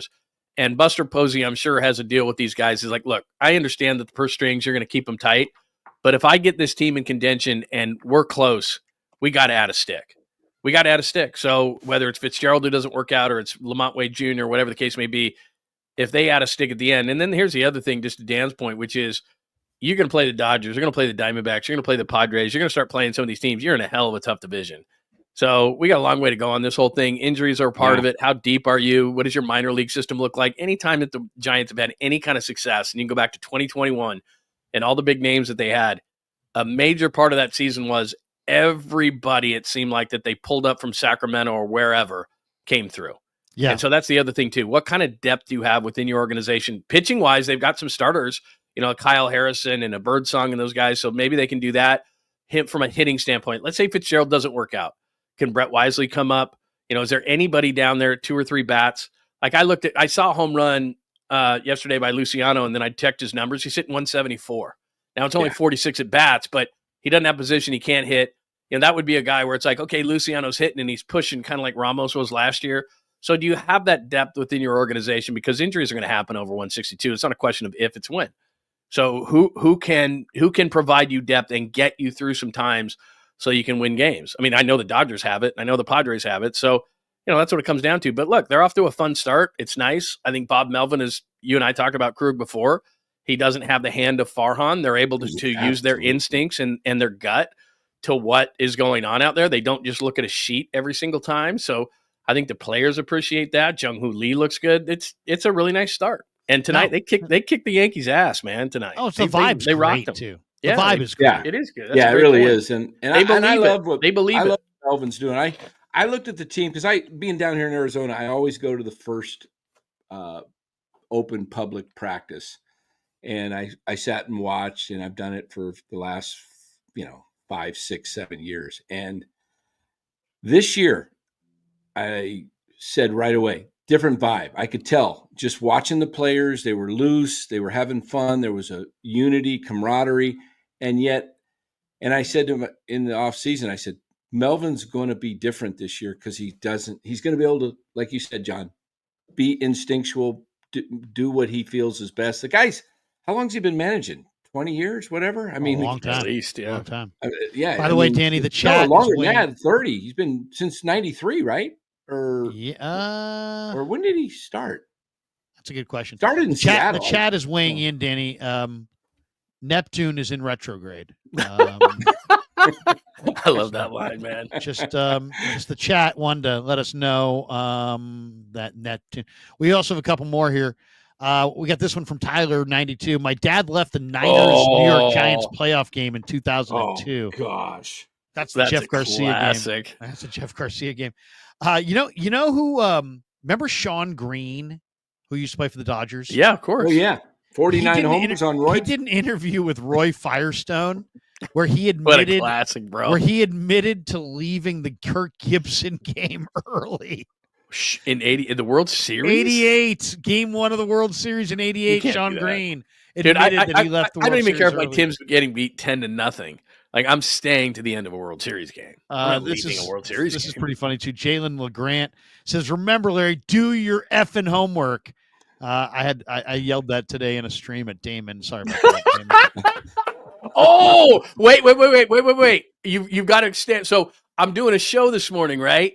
And all of a sudden in the chat, somebody says, Damon and Larry are going at it. And I go, I'm like, hey, stay here. And then everybody ran off. Like they thought you were fighting. What happened? I heard about that, but I heard it like third hand. Like on the chat, somebody said you guys were fighting about something. And I totally missed it. We were just talking. He was getting very insistent about the whole Brock Purdy thing. And he said, there's an article out in Niners Nation today about Brock Purdy and how it's really phase 3 of the OTAs that is the deadline. Mm-hmm. Because that's when they actually get on the field for the first time, 11 on 11. And that's really the deadline. So this deadline. So Brock has said, hey, I want to be there for OTAs. But the first OTAs is in April. And Damon's like, no, this contract has to get done by April. Nah, I'm like, Damon, those are meetings. That's not even practices. They're not even going out on the field. He wants to be there when they go on the field to install I'm pretty sure. Now, so we were just, it was going back and forth, and I think I might have called him an idiot. Anyway, Damon, if you're out there, I apologize. He took to that. Did he take to that pretty well? No, not necessarily. Not necessarily. But because it had to be something for it to make lively. it over to my chat room, because I was like, what's going on? And they're like, they're fighting. And I'm like, God, can I get a square in my show where I can show them fighting, but people will stay here? No, they left. And then, of course, the people that were there on my side were like, he deserved it. And people on his side were like, you're embarrassing, David, terrible. You owe an apology. You owe an apology. Oh, that's classic. That is so classic. Marcus, look at this one from Marcus Harris. You don't even remember what you said? You need viewers to remind you. You called him a petulant child. Oh, that is so classic, dude. But we are going to the guardsman's dinner. Good.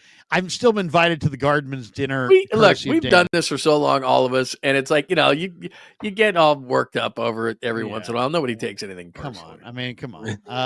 Outside of you, John, I don't think I've done any. Well, Tolbert and I never got into it. Really, never did. He's so laid back, though. He's laid back. You and I never got into it. We did ESPN radio all those years. Yeah. We did Niner pregame all those years. You would think that we probably would have gotten into it, because we've done Niner post. Oh my God, we've done so much. I would say Niner post game is probably the biggest argument. Potential, right? And the thing is, too, just to kind of pull back the curtain a little bit, is you and I did these shows when they were terrible, and so it would be. We did shows. People would remember this. There was a guy named Kevin Lynch. He was a writer for the Chronicle, and Kevin Lynch. The Niners told us flat out, after, Kaepernick was kind of going downhill and all that stuff was going on with Kaepernick, they just said, look, if you guys got to talk about Kaepernick, we understand.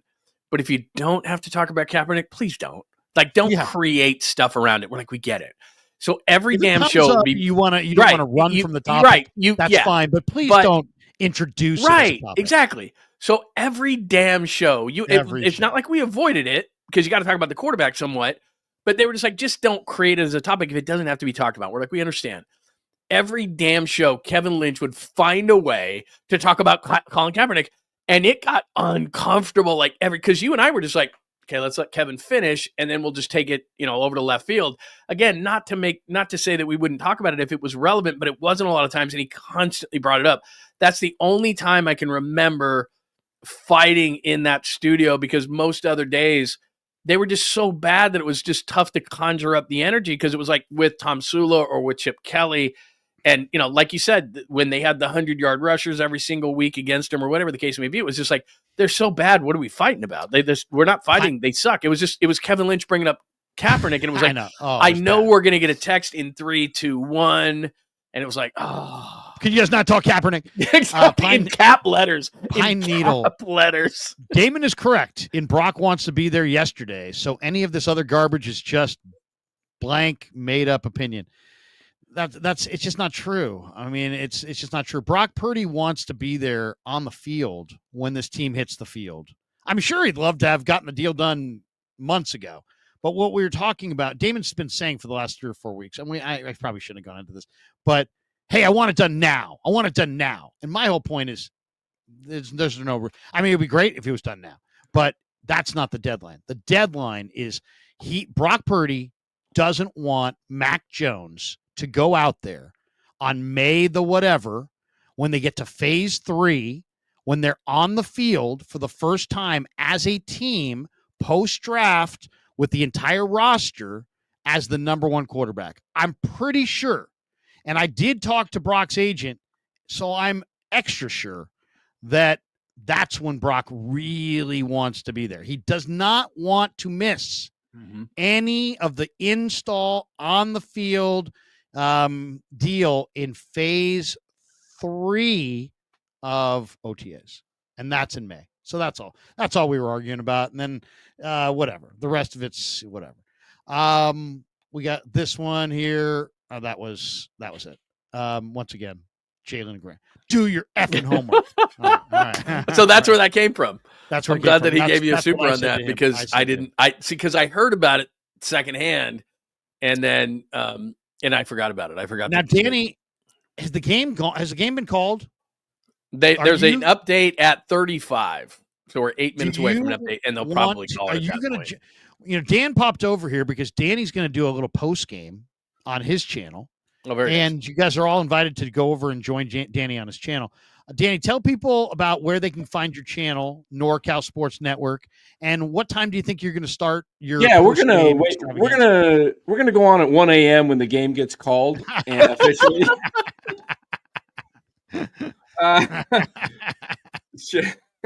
We'll probably go on about 7:45 here and just do. Yeah, they're going to call it at 35. They're going to call it in 7 minutes because they're not coming. Like you said, Dan, earlier, they're not coming back. It's too cold, too rainy. The only question would be there's no in the forecast. There's no window where it's not going to be raining till 4 a.m. So you guys see this? I don't know if this is a real rumor. NFL rumors: Keenan Allen is not expected to return to the Bears. The Chargers and the 49ers could be possible destinations. That makes sense. It makes sense for him. Keenan Allen. Yeah. He's fallen off quite a bit, and he was never a really fast guy, but 1 year wouldn't cost you. Right, exactly. He wouldn't cost you a lot. You have DeMarcus Robinson. Makes a ton of sense. He shines for cheap with the 49ers, plays a little bit, whatever. And while he's not Brandon Ayuk, and he probably at this point of his career runs in the 4.6s, that's okay. You're going to throw it to him on 3rd and 6, and he's going to catch it. That's what he is. That makes a ton of sense. That doesn't. I think that'd be nice. That'd be nice. Yeah, it doesn't surprise me. Fuji, though, I'd love to see somebody with some speed, I'll take Keenan. Keenan's a great receiver. Fuji Simeons is slightly more optimistic about Jung-ho Lee now. I am too. I agree with him. I would agree 100%. Jung-ho Lee. It's not only what the numbers say. This is one of those terms. I'm very. I love this term. Just watch the damn game. Yeah, just watch the damn game. I mean, regardless, early in the season, even though when his average, it is early in the season, but in the first couple of games, he was having great at-bats. He was getting on base. He was walking. He was having good at-bats. He was having good swings. And now, not just because he hit the 3-run homer tonight, his bat-to-ball skills are elite, and he had good numbers in terms of, speed off the bat, miles per hour, all those kind of things. He just ran into some bad luck last year. And even though the numbers didn't look great, 641 OPS when he got hurt last year, he just ran into a lot of bad luck. I mean, if you look at the numbers, he was one of the unluckiest hitters. There you go. Yeah, cue that up. I'll show this. And this shot, by the way, remember, it's cold there. Hard to evaluate these guys, but I was at Ichiro's. I was working in Seattle, and I was at Ichiro's first game, and it was against the A's. And his first at bat, Tim Hudson threw him a 95-mile-an-hour fastball up in the zone, and he struck out. And I turned to the guy next to me and I said, "This Ichiro guy's not all that."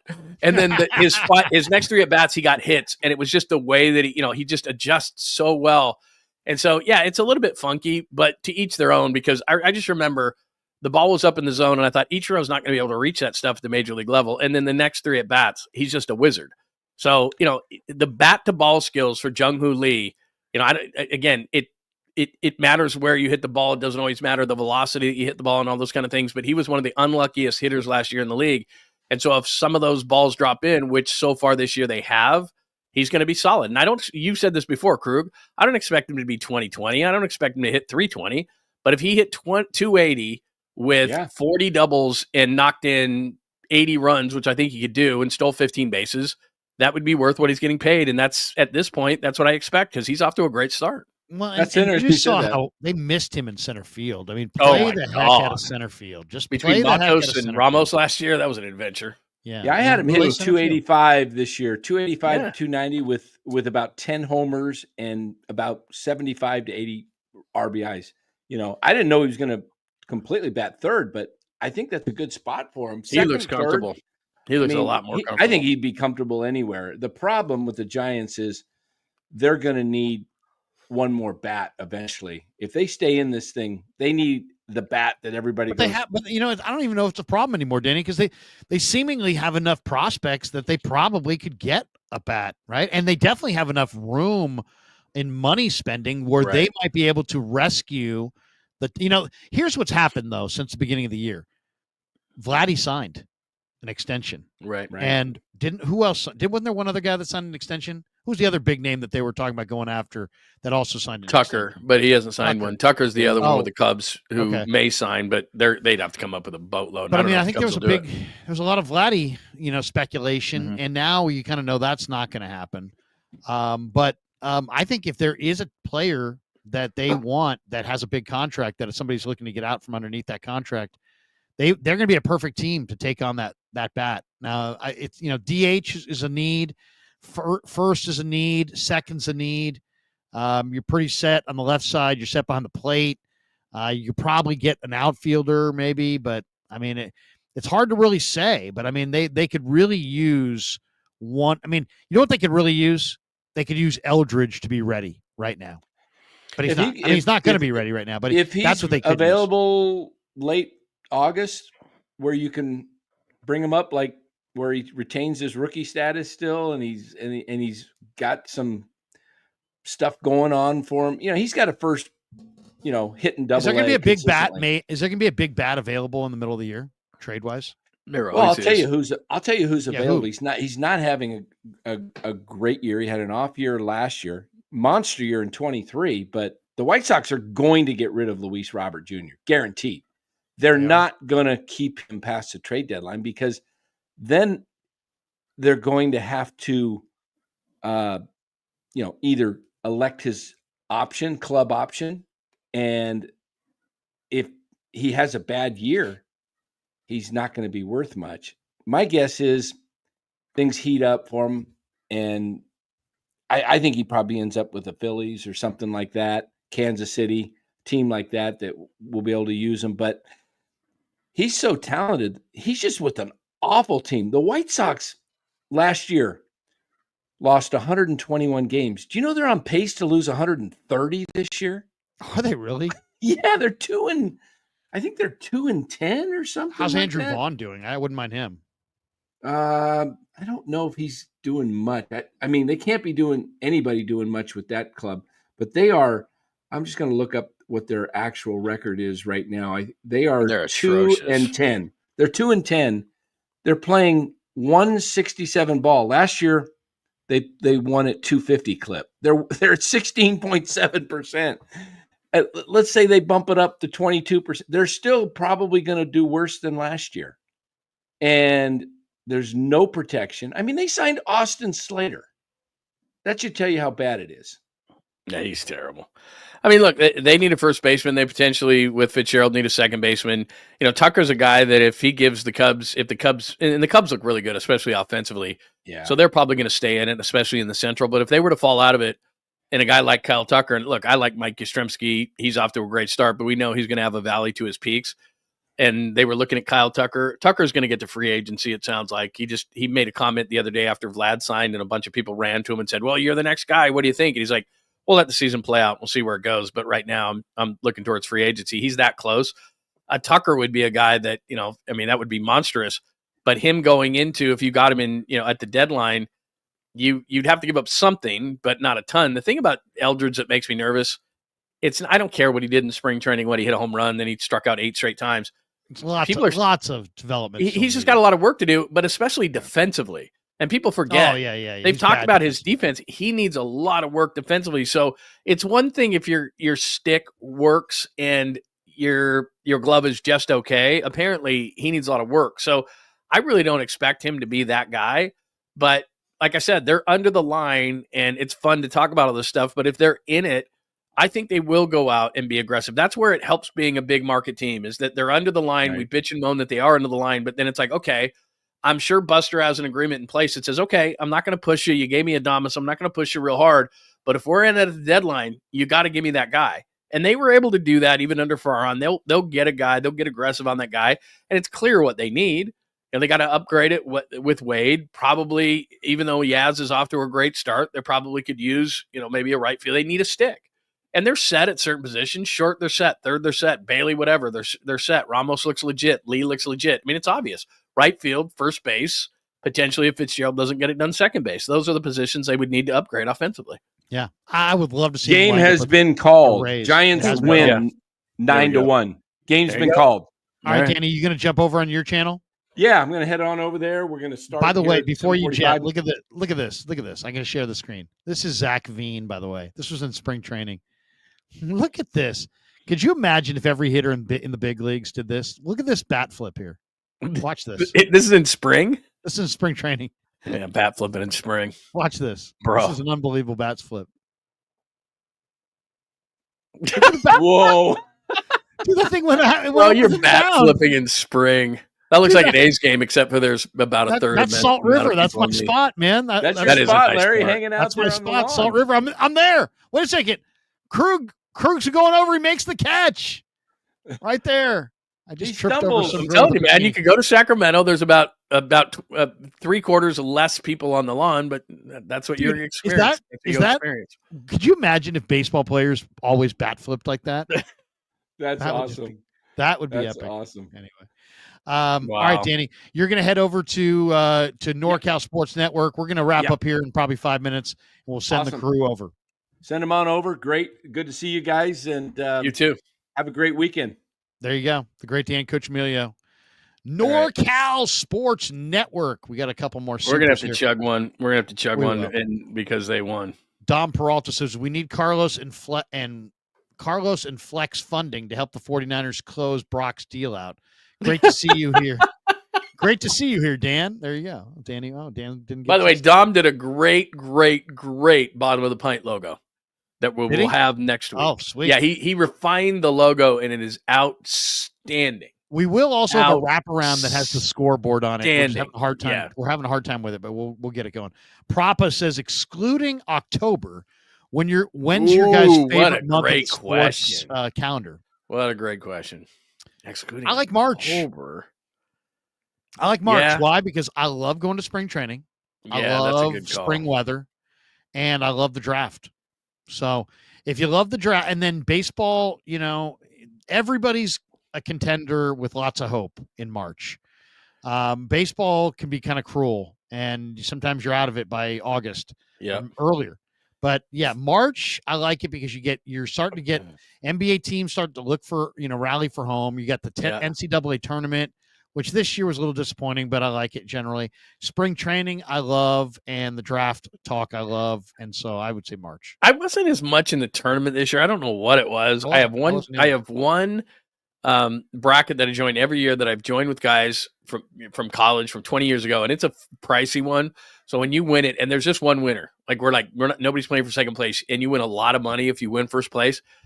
I had a really good bracket, and then Duke blew it at the end, and I'm not a Duke fan, but I don't bet with my heart. So I was up until the end, but I didn't get anything out of it. I guess I just wasn't into it as much. March is a great call because I love spring training. I love going down to spring training, and we're close to baseball. You took October off the board, which October, because of playoff baseball, the NBA starts now late in the month. Then now football is rocking and rolling by October. You're kind of forming an opinion on teams because they're a month into the season. Like October is really hard to beat. I guess the other, what else is a great one? What else is a great time of year? January is kind of cool. Or January, February. NFL playoff is because I love the NFL playoffs are really, really cool. That's must-see TV. Yeah. That's good stuff. And especially, the thing is, too, the other reason why March is so great, because it's either March or October. The other reason why March is so great is because when you live in a cold weather city, and I worked in Detroit and I worked in Pittsburgh, you have sat through this winter, which it's just atrocious, and we saw it today in New York, and it's just maybe it's cold on certain days, like it was in New York tonight and rainy, but you're getting to the end of it, and it's so significant. Like baseball being played, even though like in Chicago right now, the ivy is still brown and all this kind of stuff, but it shows that you're near the end, and it is so freaking long. Like winter in those cities is so long. Yeah. And the fact that you get, March comes around and you have the tournament and you have baseball and, it's just, March it's is spring here. Yeah. But you lived in Detroit. March is winter. In Detroit. It's still cold. Yeah. It's still cold, but at least what happens is you're like, it's in your mind. I've told you this story before. I worked for the Lions. And we were doing the draft show. And, of course, Matt Millen takes his third wide receiver in 3 years. It was unbelievable. And he comes walking down the stairs, and we're like off the air going, I thought you were 3 yards in a cloud of dust. Like you just took another receiver. Right. Anyway, whatever. So I'm driving home from that draft, and it is pounding snow, and it's the end of April. And I literally was at a stoplight, and I was in contract negotiations with the radio station I was working for. And I literally rolled down the window as snow was pouring into my car, and I go, "It's fucking April 27th!" Like my mind couldn't get around the fact that it was still snowing on April 27th. It had snowed on Halloween. Like George was a toddler. Oh my God! It God. had snowed on Halloween, so that's October, and it's the end of April, and it's still pounding snow. And I just remember coming home, and my ex-wife at the time. What city? You were Detroit? Yeah, Detroit. Like we lived like 45 minutes north of Detroit, but so I walk into the house, I remember, and I walked in and I told my wife at the time, I said, "I cannot believe that it's snowing." And I was in the middle of contract negotiations, and she without skipping a beat, she goes, "Me or the job?" And she's from Southern California, so she was just like, "Me or the job?" Like she had it. It was 7-8 months of snow and cold and garbage weather. And I said, "It's snowing. I can't believe it's snowing." It was the NFL draft, April 27th. And she said to me, "Me or the job?" Because she was like, "If you sign that contract, I'm leaving." Like she had it. Like that's what it does to you. It's just, so my point is that when you get to March, April, it's not only the sports calendar that's such a big deal. It gives you hope that, damn, this is going to be over, like hopefully pretty soon, just crazy.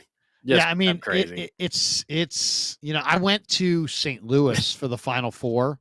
In the year that May and North Carolina beat Darren Williams in Illinois. Oh yeah, that was a great Final Four, and it was in St. Louis. And March in St. Louis, and it wasn't cold, but it wasn't warm at all. And it's just like you just see like the Midwest. Man, the Midwest and the East, it's like, it starts to really warm up fast. Like it goes from April right. where it's cold to like June where it's humid in like such a quick amount of time. I don't know if I would like it. Now it's really hard because, like I said, even a place like Detroit where it goes from freezing ass to then just hot and humid. Like they have 2 seasons. Cold as hell and hot and humid as hell. At least that's what I experienced when I lived back there.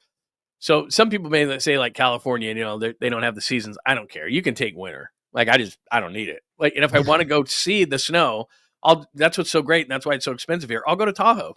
Like I'll drive to Tahoe and see it and go, "Oh, that's cool." And then ski on it and then go home. Like that's what's so great about it. Exactly. When you live in Detroit, there's no use of the snow. It's dirty and it's just plowed up. There's feet. Oh, and not only that, in cities, after 48 hours, the snow smells like just exhaust ice. Yeah, just exhaust smelling ice. EB brings up a good point. How did this turn into the Weather Channel? I understand. I know, seriously. Yeah, it's okay. Giants win 9-1. Propa says, excluding October. Okay, we got that one. Yeah, that was we got good. this one from Fuji Simeon. I agree, Lee probably not worth $113 million, but he has promise. No doubt. Fuji Simeon, did you guys see all the ESPN MLB prediction piece that said Lee would be the NL batting title champion? Yeah, I saw that. They did top 5 in the NL MVP voting. No, they did. They did like those crazy aggressive. Hey, it's wild and crazy predictions, and they said Jung-ho Lee would hit 330 and finish top 5 in MVP. Fuji Simeon says, "Can me or the job be a merch item?" No, she literally said that to me. Like, I'm not staying. So you have a good time. Shirts, send one to her. I do. I need to get. Yeah, I know my ex. Here you go. Remember that? It was you. I should have stayed. It ended up being a divorce anyway. So it was just inevitable, and it just kind of pushed it down the line a little bit. That's all. That's going to do it for us. We are almost 3 hours in, and it was a good time. It was a good time. We are undefeated. Giants 3-0. 3-0. And we will have a scoreboard at some point, so you will be able to see the game, the little scoreboard on the game. Last week, I thought you had one. When I was watching from the home opener, I popped in and you guys had something up. We have one, but unfortunately, we can't run StreamYard through it. So Kev's got to figure out how to put it through StreamYard. He's at Coachella partying his ass off. Of course he is. So that's why it hasn't gotten done yet. But it will get done. Anyway, that's going to do it for us. Thanks to Pig. Oh, we got to chug one. Sponsor. We got to chug one, right? We got to chug one to the win. We got to chug. Well, we just thank all my sponsors, and I'll chug. Oh, yeah. Thanks to Pig and a Pickle for being the title sponsor of the Krug Show. Check them out. They're in Emeryville. They're in Corte Madera. They're open 7 days a week from 11 a.m. till 8 p.m. or until they run out. We're also brought to you by Sharp Corner Sports Cards and Collectibles. They're at 205 Cypress Avenue in Pacific Grove, California, along the Monterey Peninsula. Thanks to Anthony Catania. He's at 831-521-5264. We're also brought to you by our good friends at Claw Daddy Arcades. That's right, Claw Daddy By the way, Arcades. he popped into my show the other day and tipped $20. He's a great guy. And great guy. He's a big fan of the streams, and he's a great follow on Instagram at Claw_Daddy_Arcades. He's got an arcade coming to Northern California. He's got one in Modesto. He's got one in Fresno. He's got 3 in Southern Cal. Family entertainment. Thanks to Claw Daddy Arcades for being a proud sponsor. And thanks to LearnKeys Upskill Academy. They are an online learning platform designed to get you job ready in 6 months or less. So they do offer a number of different certification programs that can help you take that next step in your professional career. They've been in business for 37 years. They've worked with over 200,000 students, and they place about 100 students a month in really well-paying jobs. So the links in the description, the links are all in the description below. And thanks to them, thanks to LearnKey, especially for sponsoring not just the channel, but also our NFL draft contest. Make sure that you sign up, go to the link in the description and look for our draft challenge. First place wins a $100 Visa gift card. Second place wins a $50 Visa gift card. You got to pick who's going to go 1 through 12 in the NFL draft. And the winner and the second place finisher will both be on the Krug Show during NFL draft weekend. So thanks to LearnKey for sponsoring the show. All right, it is time. It is that time. Giants got the win. There we go. 9-1. And the Dubs lead the Blazers 38-27. About 5 minutes left in the first half. Gonna fill it up with the Sierra Nevada. That's a nice call right there, by the way. Yeah, it's a little hard to chug, but what the heck? There you go, Sierra Nevada. Hard to chug. Oh, look at that! You got another one. DC says, "Cheers, guys." Pop that one up. You got another super there. Where is it? Just popped up. There you go. There we go. DC's mass. Everybody, let's chug to Friday. Let's chug to a 9-1 win. Let's chug to the Warriors. Got the lead over the Blazers. Stay out of that play-in game. What else? We'll chug to the draft a little bit later when we get closer. But cheers to everybody. Nice 9-1 win and another bottom of the pint successful. We're 3-0. 3-0 undefeated. Yeah, we're the old City Connects, not the new ones. Cheers.